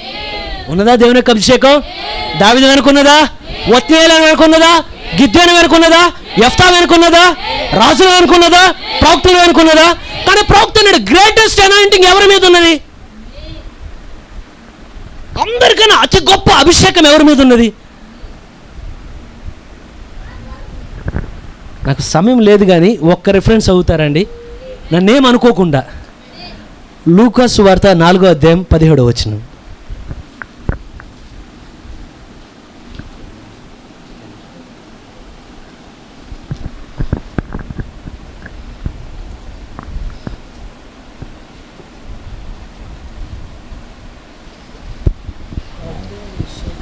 ప్రవక్త అయిన యెషయా గ్రంథము.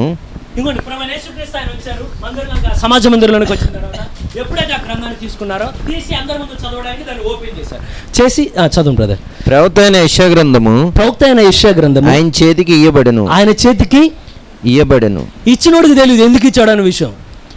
కొన్నిసార్లు దేవుడు కార్యాలు చేసేటప్పుడు చేసేవాడు కూడా ఎందుకు చేస్తాడో తెలియదండి. దేవుడు వెనకుండి చేపిస్తాడు ఆ కార్యాన్ని. ఇచ్చేవాడికి తెలియదు అసలు యెషయా గ్రంథం ఎందుకు ఇస్తాడు, కానీ దేవునికి తెలుసు. ఎందుకంటే నా గురించి ఇప్పుడు నేను పలకవలసిన లేఖనం అక్కడున్న చుట్టాలన్నింటిలో యెషయా గ్రంథంలో ఉన్నది కనుక తీసేవాడికి ప్రేరేపణ వచ్చి ఆ యెషయా గ్రంథాన్ని బయటికి తీసి ఆయన చేతుల్లో పెట్టాడు. చదవండి బ్రదర్. ఆయన గ్రంథాన్ని విప్పగా ప్రభు ఆత్మ ఏంటండి? ప్రభు ఆత్మ. ఎవరాత్మ? ప్రభు ఆత్మ. ఉన్నదా పాత నిబంధన గ్రంథంలో? ఉన్నదా లేదా అండి?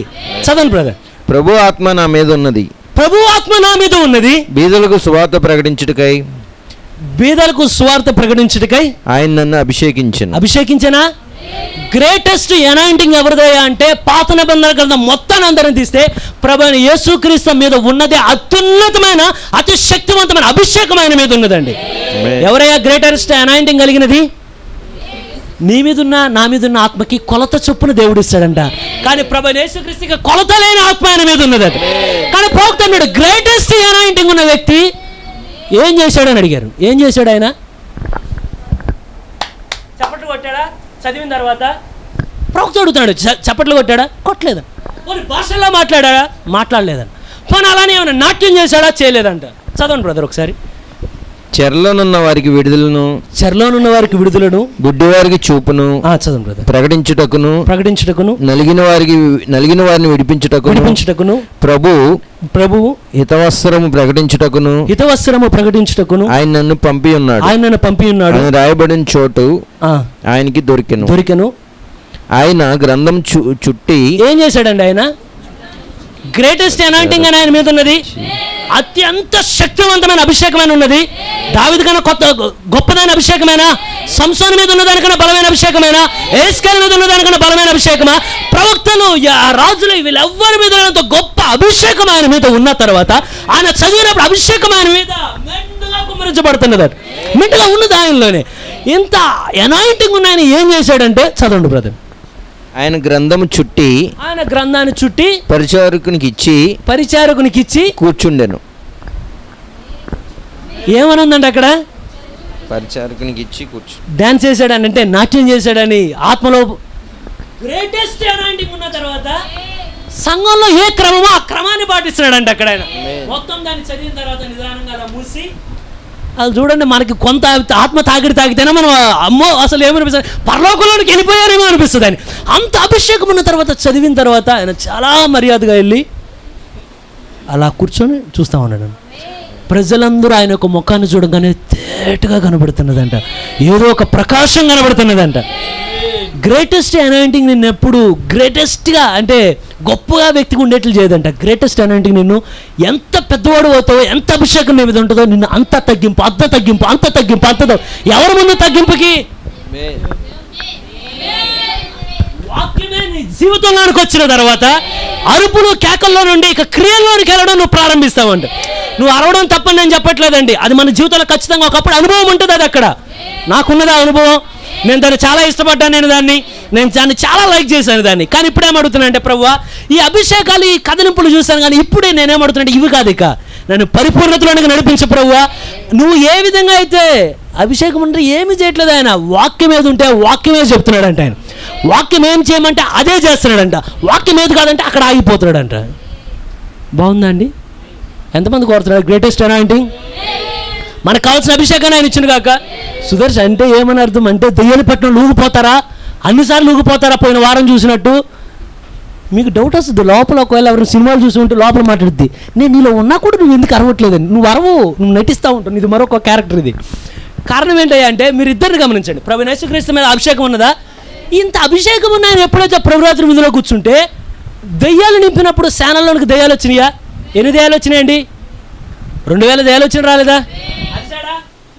బట్టలు చించేసుకున్నాడా? కొట్టుకున్నాడా? కానీ సాతానే డైరెక్ట్గా ఇస్కరియోతు యూదాలోనికి వస్తే అరవట్లేదు, ఏం చేయట్లేదంట. మామూలు యేసుప్రభు పక్కన బయలు పట్టుకొని వెళ్తాడంట. నా విచిత్రం ఏమొచ్చిందంటే, పూర్తిగా దేవుడే దిగొచ్చినా కాముకున్నారు, పూర్తిగా సాతాను దిగొచ్చినా కాముకున్నారు. నువ్వు అవును కాదు అనేది ఎలా చెప్తావంటే, నువ్వు హతస్సావో కావో, హేగే యొక్క వర్తమానం పట్ల నీకున్న ప్రతిస్పందన అంటే నువ్వు చెప్పు. అప్పుడు నువ్వు హతస్సావో కాదో నేను చెప్పగలుగుతాను. ఎంతమందికి అర్థమైనదండి? హేగే ఎవరంటే పరిశుద్ధాత్ముడి ద్వారా ఈ కాలానికి ఉన్న వర్తమానం, అది వెనుక పరిశుద్ధాత్ముడు పనిచేస్తాడు. ఏమనంటే, ఓ హదస్సా, నువ్వు ఇప్పుడు పరిమళం ఇచ్చిన ఈ కార్యములన్నీ బాగానే ఉన్నా కదా, ఇక మీద నిన్ను పరలోక స్థలంలో నువ్వు కూర్చుండబెట్టున్నట్లు. ఎంతమంది ఇష్టపడుతున్నారు నిన్ను? ఎలక్షన్లో నువ్వు ఆగిపోమాకు, కాలంలో నువ్వు ఆగిపోమాకు. ఎప్పుడైతే ఇక నేను ముగిచ్చేస్తానండి. ఎంతమందికి అర్థమైంది? ఎంతమంది ఇష్టపడ్డారు దాన్ని? ఇప్పుడు లోనా హేగే ఏం చేయాలంటే పరిపూర్ణతలోనికి తీసుకెళ్లాలంట. పరిపూర్ణమైన మానవుడికి ఎంతమంది మారదామని కోరుతున్నారు? ఏమేమి రావాల్సి ఉన్నది మనలో? పరిపూర్ణమైన మానవుని విశ్వాసం, సద్గుణం, జ్ఞానం, ఆశానిగ్రహం, సహనం, దైవభక్తి, సహోదర ప్రేమ, పైనుండి ప్రేమ వచ్చి ముద్రించాలా. ఆ రెండింటికి మధ్యలో పరిశుద్ధాత్మ ఉండాలా. ఎంతమందికి అర్థమైందండి? ఇప్పుడు దాకా ఏదైతే పేతురు రాసిన పత్రికలు చదివాం, ఇప్పుడు పేతురు రాసిన పత్రికలు ఉండకూడదు. అయ్యి మనలోనికి వచ్చేయాలండి. అవన్నీ ఒక్కొక్క మార్పు దేవుడు మనలో ఇచ్చిన గాక. కారణం మీరు చాలా మంది గమనించండి, నేను ఎందుకు పరిశుద్ధాత్మను పొందలేకపోతాను? నువ్వు పొందలేకపోతే కారణం ఏంటంటే, నువ్వు ఎప్పుడైతే విశ్వాసమైన రాయిని నువ్వు పెడతావో దెయ్యం వచ్చి దాన్ని తీసేస్తాడు. తీంగా నువ్వు అనుకుంటావు, నేను ఎట్లా పొందుకోవాలి ప్రభా, దేవుడు అంటే నీకు ఇస్తా కానీ నువ్వు కట్టడాన్ని విశ్వాసం పెట్టవు దాని మీద.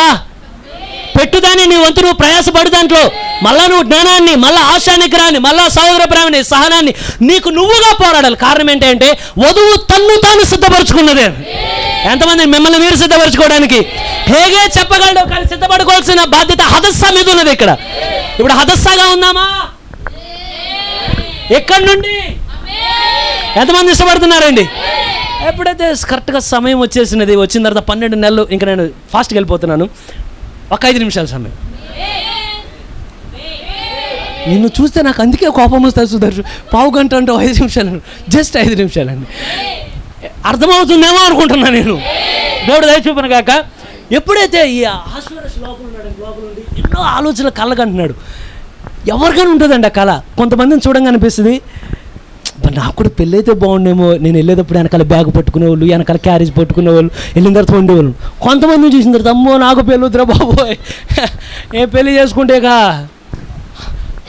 నా బట్టలు వాళ్ళు కాదు, వాళ్ళ బట్టలు నేను మోయాల్సి వస్తుంది, నా వంతు నన్ను వదిలేసేయండి అమ్మా, నాకు పెళ్ళి మాటకు వద్దమ్మా.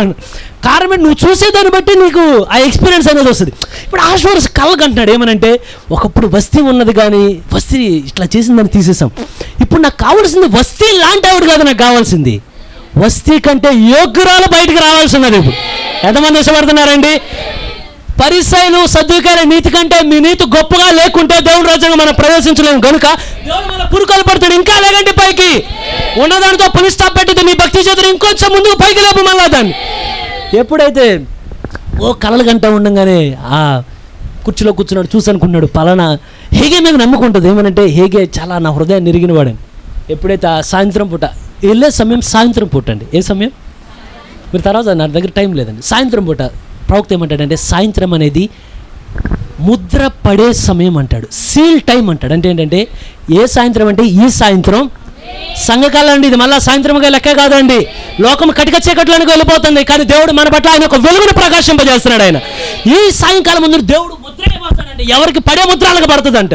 నేను కోరుతున్నా, ప్రభువా మృగం యొక్క ముద్ర నాకు వద్దు, కానీ ఈ సాయంకాలం ముందు పరిశుద్ధాత్మ యొక్క ముద్ర నాకు కావాలని కోరుతున్నా. ఒక్కొక్క కట్టడంలోని దేవా నీవే నాలోనికి దిగి వచ్చిన తర్వాత ఇక నేను కాదు కానీ యేసుక్రీస్తు నాలో జీవించినట్లుగా, యేసుక్రీస్తు నాలోని చూడగలిగినట్లుగా, యేసుక్రీస్తు ఆయన కార్యాలు నాలోని చేయగలిగినట్లుగా మీరే రంగంలోనికి రండి ప్రభువా. ఈ సాయంకాలం ముందున ప్రతిసారి ఎవరు వంతాలు వచ్చినప్పుడు చూస్తున్నాడంట. చూడంగానే ఇలా మొత్తం ఇట్లా ఆయన్ని ఎలాంటి తీసుకుంటే ఇలా వచ్చి ఇలా చూడగా, అమ్మ వచ్చావే, ఇప్పుడు దా పోయిన వస్తే నీకన్నా మంచిగా ఉన్నట్టుందని చెప్పి చెక్కట అవుట్ అవుతున్నాను. అదేంటి రాజుకునే నచ్చలేదు, ఇటుంటే నచ్చని ముందే చెప్పాడుగా హేగే నీకు పో అవతలి బయట.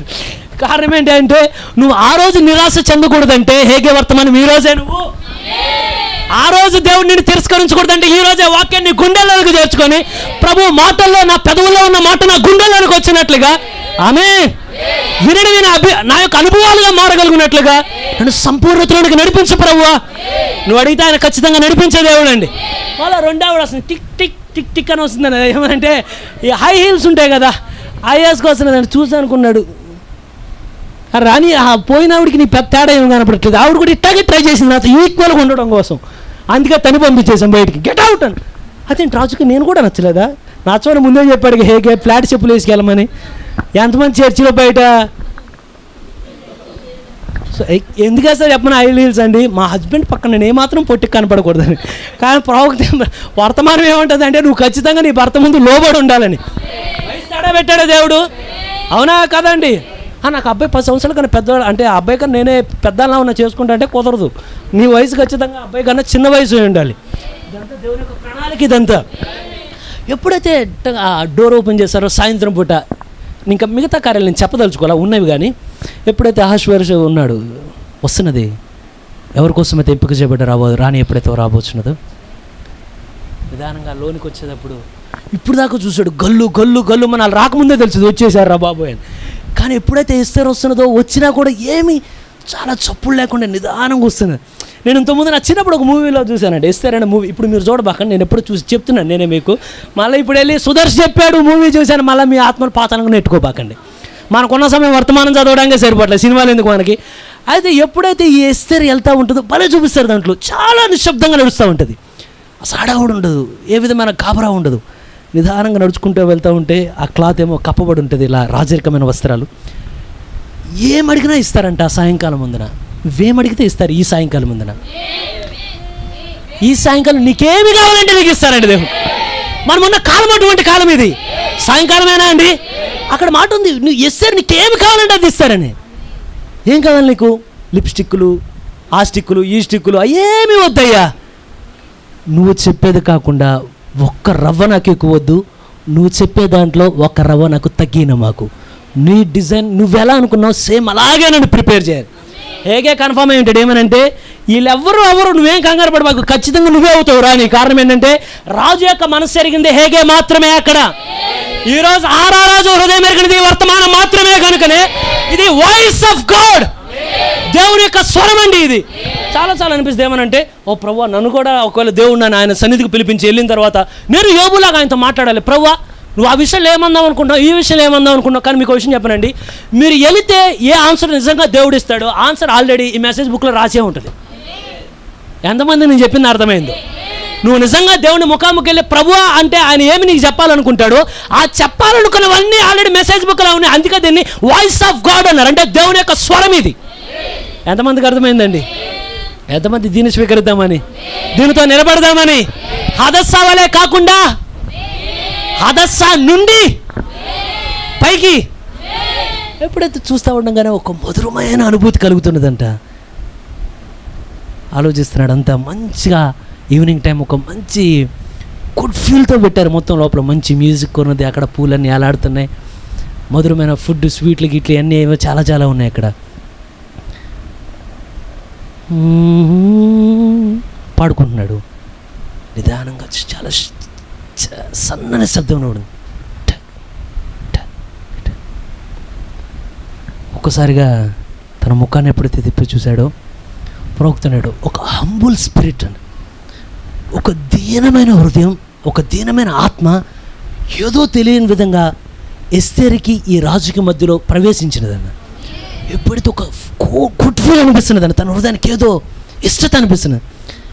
ఒక్కసారి ముఖం మీద చూడంగానే తన ముఖాన్ని గమనించాడు, కాళ్ళను గమనించాడు, చేతులు గమనించాడు. మొత్తం ఒక్కొక్కటి చేతులు, ఇవన్నీ భుజాలని తెలిసిన తర్వాత అనుకుంటున్నాడు, ఇన్ని సంవత్సరాలు ఏవైతే నా హృదయంలో కోరికలుగా మిగిలిపోయినవో ఈరోజు నా కోరికలన్నీ ఒక రూపంగా నిలబడితే ఎలా ఉంటుందో ఎస్తేరు అలా నిలబడి ఉన్నది. ఎంతమంది కోరుతున్నారు ప్రభువా ఇప్పటి వరకు నీ నెరవేరిన కోరికలు ఏ విధంగా ఉన్నావో, ఎన్ని సంఘాలు తిరస్కరించినా మేము ఆ కోరికలు మా రూపంలోనికి వచ్చును గాక. ఎంతమందికి అర్థమవుతున్నదని చెప్పేది. ఆ షేప్ ఎలా ఉన్నదంటే అసలు నేను ఇప్పటి వరకు ఏమనుకున్నా ఎగ్జాక్ట్గా సరిపోయావు. కారణం ఏంటంటే చైనీస్ ఒక పని చేసేవాళ్ళండి, వాళ్ళ లాండ్రీలో ముగించారు. మేము బట్టి కాదు కానీ టైం అయిపోయినది. ఈరోజు ముందే ప్రారంభించాం, పావుగంట అరగంట చెప్తాం అనుకున్నా. దేవుడు కృపను బట్టి ఇప్పుడు వరకు నడిపించాడు. ఇది నా యొక్క గొప్పతనం కాదు కానీ దేవుని యొక్క మంచి ఆత్మ నడిపింపు. మీ ప్రార్థన నన్ను నిలబెట్టిందండి. నాకు ఎల్లప్పుడూ మీ ప్రార్థనలు అవసరం. ఆల్వేస్ ఐఎమ్ వీక్, నేను ఎప్పుడు బలహీనుండే, కానీ మీ ప్రార్థనలే దేవుని కృపను బట్టి ఇక్కడ నన్ను నిలబెడతాను. అసలు ఆ టాపిక్ మిస్ అయిపోకుండా దేవుడు దయ చూపును కాక. చైనీస్ నాకు కూడా ఒకరు గుర్తు చేసే వాళ్ళు అవసరం. చెప్పే కదా మీరు నేను బలహీనుండి మీరే మాకు హెల్ప్ చేయాలని. ఏదైతే ఈ చైనీస్ లాండ్రీలో ఏం చేసేవాళ్ళు అంటే ప్రవక్త చెప్తాడు, వాళ్ళకి మనకి తెలుగు వచ్చినోడితోనే సరిగ్గా మాట్లాడలేము. మనం ఒకటి ఇచ్చి అక్కడికి వెళ్ళి ఇంకో షర్ట్ తెచ్చుకుంటాం. అక్కడికి వెళ్ళి అక్కడ గొడవ పడుతుంది, ఇచ్చింది ఈ షర్ట్ కదా ఆ షర్టు, ఒక క్లాత్ ఇచ్చి ఇంకోలో సైజు కుట్టిస్తాం మీరే. మరి చైనీస్లో ఉన్న చైనా భాష మాట్లాడేవాడికి అమెరికా వాడికి ఏం అర్థమైద్ది. కనుక వాళ్ళు ఏం చేసేవాళ్ళంటే బట్టలు ఎప్పుడైతే లాండ్రీ షాప్లో ఇచ్చిన తర్వాత వాళ్ళు తీసుకునే వాళ్ళు సైకిల్ చేసుకోవడమే. ఇలా భాష వాళ్ళకి రాదు, వీళ్ళు చంగ ఇట్లా అంటారు. వాళ్ళు మా how given you like that ఇది అన్నారు అనుకోండి, వీళ్ళకి అర్థం కాదు. అప్పుడు ఏం చేస్తారంటే ఒక పేపర్ ముక్క తీస్తారు, తీసి ఆ పేపర్ ముక్కని చింపుతారు. ఒకటనుకోండి మరి డేకన్ గారు ఓకే ఇంకోండి, ఇప్పుడు ఇది ఉంది కదా ఈ క్లాత్ ఈ పేపరు. ఇప్పుడు ఈయన అనుకోండి చైనా ఆయన, నేను చైనా ఆయన అనుకోండి, ఈయన అమెరికా ఆయన. ఈయన ఎప్పుడైతే నాకు వచ్చి బట్టలు ఇచ్చాడో జత ఇవ్వగానే ఇది పెట్టుకెళ్ళిపోయాను అనుకోండి, ఈయన దగ్గర డబ్బులు తీసుకొని రేపు పొద్దున వస్తాడు. అడిగితే ఏ షర్ట్ అంటే ఏం తెలుస్తుంది నాకు, అక్కడ 100 మంది వచ్చి వెళ్తుంటారు, ఎవరు పడితే ఆ షర్ట్ ఇవ్వలేం కదా. అప్పుడు వాళ్ళు ఉన్న వాళ్ళు ఏం చేసేవాళ్ళంటే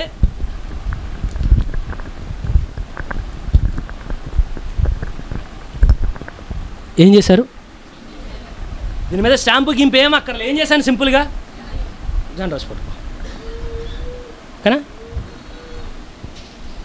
ఇది 2 ముక్కలు చించు, నువ్వు దీన్ని నీ ఇష్టం వచ్చినట్టు చింపు, ఓకేనా.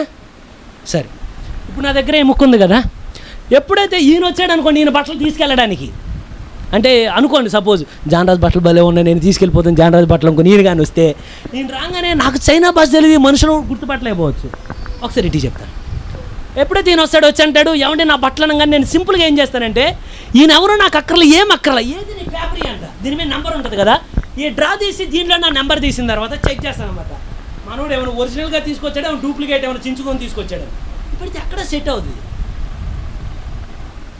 ఎక్కడిది ఇది అంటే ఏదో ట్రై చేద్దామని పక్కన ఏదో ట్రై చేద్దామని అంటే కుదరదు. అది కారణం ఏంటంటే ఇక్కడ ఏ ముక్క కత్తిరించబడిందో ఆ ముక్కతో సరిపోవాలి అది. ఆమె నీ ముక్క నువ్వు పట్టుకో, నీ మొక్కటి. ఇప్పుడు జానరాజు వచ్చాడు, ఈయన భాష నాకు తెలియదు, నువ్వు అమెరికా అయినా నేను చైనీస్ కూర్చో. ఎప్పుడైతే ఇలా రాగానే ఇప్పుడు నేను ఇలా పెట్టి చూస్తాను అనమాట. సరిపోయిందా? సరిపోయిందా? ఏమైనా తేడా ఎక్కడ కనబడుతుందా? వెంటనే ఆయన నాకేం చేయక్కర్లా, ఇది సెట్ అవగానే ఓకే ఓకే అని చెప్పి వెంటనే ఆయన బట్టలు ఆయనకి ఇస్తా, ఆయన తీసుకెళ్ళి. కారణం అహష్వేరోషు రాజులో ఉన్న కోరికలు ఎస్తేరు అంత పర్ఫెక్ట్గా మ్యాచ్. ఈ రోజున కల్వరిలో ఉన్న క్రీస్తును వేరు చేసి చీల్చి ఆయన పరిశుద్ధాత్మ నీ మీదకు పంపిన తర్వాత అక్కడ ఉన్న అహష్వేరోషు నీకు ఉన్నవి ఎంతమంది కోరుతున్నారండి? నీ జాతి అడగట్లేదు ఆయన, ఈ రోజున నీ భాష అడగట్లేదు ఆయన, నీ యొక్క అనుభవాలు ఏమో అడగట్లేదు. ఏమడుగుతున్నాడంటే ఆ పరిశుద్ధాత్మ యొక్క రుజువు టోకెన్ ఇవ్వు నాకు, రెండు సరిపోయిన వాళ్ళని చూస్తారని. ఎప్పుడు ఎంతమంది ఇష్టపడుతున్నారు దాన్ని?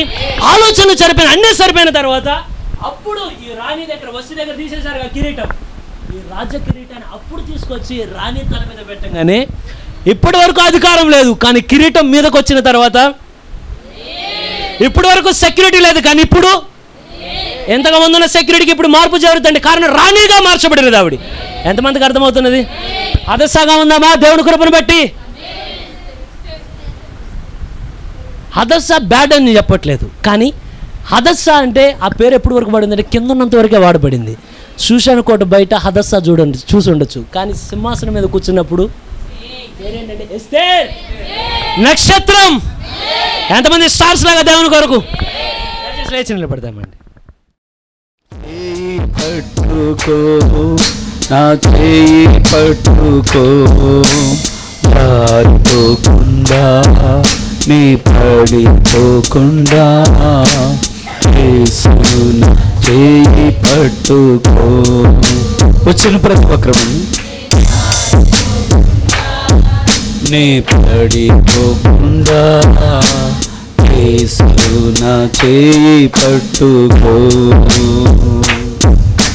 లోక సంద్రము నాపై ఎగసిన విశ్వాస నావలో కలవరమేరేగిన, లోక సంద్రము నాపై ఎగసిన విశ్వాస నావలో కలవరమేరేగిన, నిలువగలనా ఒక నిమిషమైనను, నిలువగలనా ఒక నిమిషమైనను, యేసు నా చేయి విడచినా, యేసు నా చేయి విడచినా, పట్టుకో నా చేయి పట్టుకో, జారిపోకుండా నీ పడిపోకుండా, యేసు నా చేయి పట్టుకో. నీ జారిపోకుండా నీ పడిపోకుండా, యేసు నా చేయి పట్టుకో. నీ జారిపోకుండా నీ పడిపోకుండా, యేసు నా చేయి పట్టుకో. మహాగణుడువా, సర్వ సృష్టికి శిల్పివి నీవైండి నా ప్రభువా. ఎస్తేరు యొక్క జీవితం తండ్రి ఎంత పరిమళముగా, అది ఎంత చక్కని సువాసన ఇచ్చి ఉన్నదో.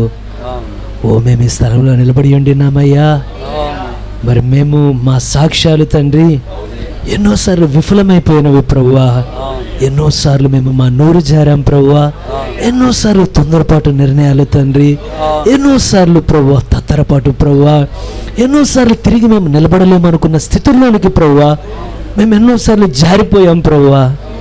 నిలబడడానికి యోగ్యము కాదు ప్రభువా, కానీ ఆ చక్కని పరిమళ సువాసన ఎలా ఉన్నదో ముందుగా ఆ స్థానంలోనికి మమ్మల్ని తేమని మేము అడుగుచూ ఉండి ఉన్నాం. లోకం నుండి మేము వేరు చేయబడినట్లుగాను ప్రభువా, మంచి సాక్ష్యం వల్ల రాగలుగునట్లుగాను ప్రభువా. అయ్యా మరి ఆ అదస యొక్క జీవితము ప్రభువా మొర్దెకైకి ఎంత ఇంపుగా ఉండి ఉన్నదో ప్రభువా, చెప్పినట్లుగా లోబడినట్లుగా తండ్రి హేగ యొద్ద ఏ విధంగా ఉండి ఉన్నదో ప్రభువా, మరి నీ పాదాల దగ్గర మేము నిలబడి ఉండి ఉన్నామయ్యా. ఒకప్పుడు మాలో దీనత్వం లేదు తండ్రి, ఒకప్పుడు మేము కొరకైన హృదయం కలిగిన వారం ప్రభువా, ఒకప్పుడు మేము ఎదురు తిరిగిన వారం ప్రభువా, ఒకప్పుడు మేము తండ్రి అయ్యా ఎదురు తిరిగే హృదయం కలిగిన వారం ప్రభువా, ఎంతో మొండి స్వభావం కలిగిన వారం ప్రభువా. కానీ ఈ రోజు ఇలా నిలబడ్డామంటే ప్రభువా, ఈరోజు వాక్యాన్ని చేర్చుకుంటున్నామంటే ప్రభువా, వినాలన్న బుద్ధి మాకు ఉన్నదంటే ప్రభువా, మారాలన్న ఆశమాలో ఉన్నదంటే తండ్రి, ఓ మీరు మా జీవితాల్లో ఏదో కార్యాన్ని మీరు జరిగించారయ్యా.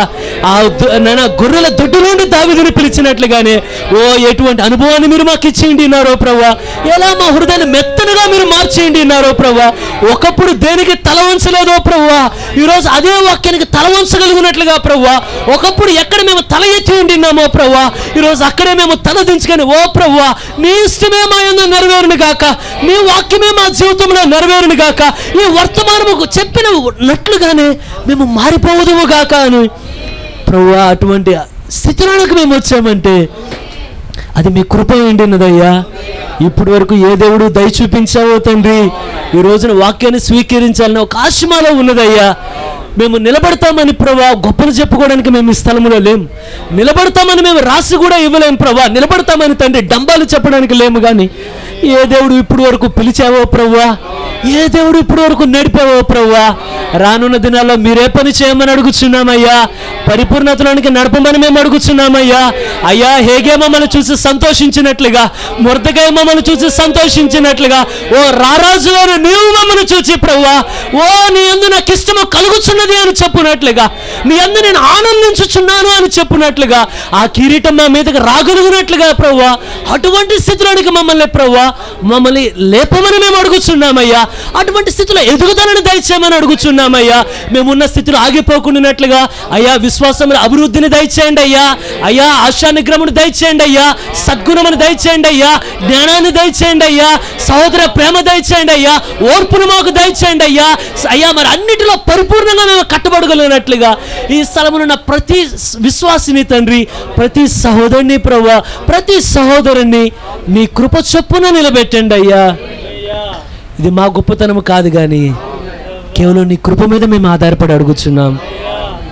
నువ్వు నిలబెట్టగలిగిన దేవుడు అయ్యింది ఉన్నావయ్యా.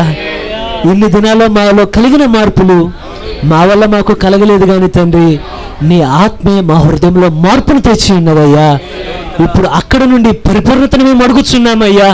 భాషలో మాట్లాడటం మేము అడుగుట్లేదు కానీ తండ్రి అయ్యా, కలవరం మేము అడుగుట్లేదు కానీ ప్రభువా, నీ మీద నిండైన అభిషేకము నీవు ఉండిన తర్వాత నువ్వు ఎంత తండ్రి అయ్యా శబ్దము లేకుండా ఎంత మర్యాదగా నువ్వు కూర్చొని ఉండి ఉన్నావో ప్రభువా. అయ్యా నువ్వు మర్యాదగా కూర్చొని ఉండి ప్రభువా, వాక్యమును ఎంత మర్యాదగా నువ్వు నెరవేరుస్తూ ఉండి ఉన్నావో ఓ ప్రభువా, ఈ స్థలంలో నెరవేర్చే హృదయాన్ని మాకు దయచేయండి అయ్యా.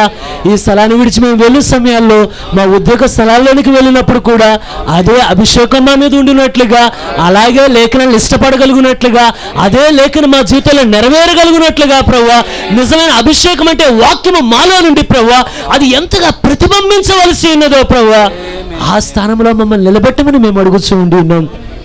చెప్పబడిన ఈ కొద్ది మాటలు తండ్రి ప్రతి ఒక్కరి జీవితంలో నెరవేర్చమని అడుగుతున్నాం. దావీదును నీవే ఏర్పరచుకున్నావు, దావీదును నీవే పిలిచి ఉండినావు. ఆ సమూయేలు ద్వారా తండ్రి ఆ యొక్క నూనె అతని మీద కుమ్మరించబడినప్పుడు ఆ యొక్క అభిషేకాన్ని మేము చూడగలుగుతున్నాం. దాని తర్వాత తన స్థానం ఏంటో అతను ఎరిగి ఉండి మరి వర్తమానం ఎంతో స్పష్టంగా చెప్పుచుండగా, ఎప్పుడైతే సమూయేలు ఆ యొక్క నూనెను దావీదు మీద అతను దాన్ని కుమ్మరించి ఉండినో, దాన్ని పోసి ఉండినో, అప్పటికి సౌలు సింహాసనం మీద ఉన్నా సరే దావీదే అప్పుడు రాజుగా నియమించబడును అని. ఓ ప్రభువా, మేము ఇప్పటికీ భూమి మీద ఉండినా సరే, రోగాలు మా మీద దాడి చేయుచున్నా సరే, ఎంత కష్టాలు మాకు ఎదురవుచున్నా సరే, మేమిప్పుడే పరలోక స్థలం ముందు కూర్చుంటే పెట్టుబడి ఉండి ఉన్నామయ్యా. ఇది ఎప్పుడో జరిగేది కాదు కానీ తండ్రి, ఈ క్షణం ముందు నెరవేరదని మేము నమ్ముచూ ఉండి ఉన్నాం. మా స్థానమును మేము తెలుసుకోగలిగినట్లుగా ప్రభువా, దెయ్యముతో మేము పోరాడినప్పుడు తండ్రి, మేము వణికేవారిగా ఉండకుండానట్లుగా, మేము రాజులమని మేము గుర్తించగలిగినట్లుగా, మేము యాజకులమని గుర్తించగలిగినట్లుగా, మేము వధువు అని గుర్తించగలిగినట్లుగా కిరీటం మా మీద ఉంచబడి ఉన్నదని తండ్రి, ఎటువంటి హామానైనా జయించగలిగిన శక్తి మాకు ఉన్నదని ప్రభువా, ఆ బంగారపు దండం వైపు మేము ఆసక్తితో చూడగలిగినట్లు దయ చూపిండి. చెప్పబడిన కొద్ది వాక్యాలు ఈ స్థలంలో ఉన్న పిల్లల్లోనూ, ఈ స్థలంలో యవనస్తుల్లోనూ తండ్రి, ఈ స్థలంలో నడిప్రాయంలో ఉన్నవారిలో, వృద్ధాప్యంలో ఎవరెవరికి ఏ వాక్యం తాకి ఉన్నదో ప్రభువా, ఆ వాక్యం వారి హృదయాల్లో మంచి కార్యాన్ని జరిగించనివ్వండి. మేమున్న ఈ చీకటి కాలం ఎటువంటిదో ప్రభువా, 10,000 మందిలో ఒకే ఒక్కళ్ళు వాక్యం స్వీకరించగలిగితే ఆ ఒక్కళ్ళు మేము ఉండడానికి దయచూపయ్యా. మా విశ్వాసం ఎన్నడూ వణకకుండా దయచూపించండి అయ్యా. మీతో మరింత సరిపోగలిగినట్లుగా ప్రభువా, మరింత దగ్గరికి రాగలిగినట్లుగా ప్రభువా, మరింత మమ్మల్ని మేము కడుగుకోగలిగినట్లుగా ప్రభువా, మరింత శుద్ధులుగా మేము మారగలిగినట్లుగా, వర్తమానంలోనైనా ఆ వాక్యం అనేది పెదవుల్లో నుండి మా హృదయంలో కుమ్మరించబడి మా జీవితంలో ప్రత్యక్షపరచబడగలిగినట్లుగా మీ దయచూపి సహాయాన్ని దయచేయండి. ఈ సమయం వరకు మీరు ఇచ్చిన నడిపింపుని బట్టి నీకు వందనాలయ్యా. వారి బిడ్డలు ఎంతమంది అనారోగ్యం చేత ఉండి ఉన్నారో, తిరిగి వెళ్ళే సమయంలో అనారోగ్యంతో వెళ్ళటం నీ ఇష్టం కాదు, కానీ మేము జయించిన వారుగా నువ్వు నిలబెట్టి ఉండినావు గనుక, వర్తమానంలో ప్రతి మాటను మేము నమ్మి ఉంటున్నాము కనుక, వాక్య ప్రసంగం జరిగినప్పుడు కూడా అద్భుతములు జరుగునని మీ వాక్యం చెప్పి ఉన్నది. మేము నమ్ముచూ ఉండినాము. ఈ క్షణమందు ప్రభువా, వ్యాధిని నువ్వు తొలగించడం శక్తి కలిగిన దేవుడు కనుక మేము ఆ మాటకు ముద్ర వేయించు ఉండి ఉన్నామయ్యా. ఈ క్షణమందు నువ్వు స్వస్థపరిచి ఉండి ఉన్నావయ్యా. రోగమును మా మధ్యలో ఉన్న తొలగించే శక్తి మాలో ఉండి ఉన్నది కనుక ఈ క్షణం ముందు స్వస్థతనిచ్చినందుకు వందనాలు, విడుదల ఇచ్చినందుకు వందనాలు, నీ కార్యాన్ని చేసినందుకు వందనాలు, అద్భుతాన్ని మీరు జరిగించినందుకు నీకు వందనాలు. ఈ స్థలం నుండి ఆరోగ్యంతో నీ బిడ్డలు తిరిగి వెళ్ళినట్లు దయ చూపండి. ఏ విధమైన కలవరాలున్నా, ఏ విధమైన ఇబ్బందులున్నా వీటన్నిటి నుండి ఒక రోజున శాశ్వతంగా మేము విడుదల పొంది సదా మీతో ఉండిపోవడానికి ప్రభువా, ఇక మేము వెనుక తిరిగే అవకాశమే లేదు కానీ తండ్రి, సాతాను మమ్మల్ని పట్టుకునే అవకాశమే లేదు కానీ ప్రభువా, మా 2 రెక్కలు మేము ఆడించి తండ్రి, ఆ మధ్యాకాశంలోకి మేము రాగలిగినట్లుగా తండ్రి, నీ కృపను బట్టి మమ్మల్ని నిలబెట్టమని కోరుతూ ఈ ప్రార్థన ప్రభువైన యేసుక్రీస్తు నామములో అడిగి వేడుకున్నాం తండ్రి. ఆమేన్, ఆమేన్, ఆమేన్. ప్రభువైన యేసుక్రీస్తు యొక్క కృప, ఆ కృపను స్వీకరించేటువంటి ఎస్తేరు వంటి దీన హృదయమును దేవుడు తన వధువులో నింపునుగాక. రాజు కిరీటమును అలంకరింపజేసినట్లుగా వాగ్దానము చేయబడిన ప్రతి కిరీటమును వధువు పొందుకొనుగాక. ఆమేన్. God bless you.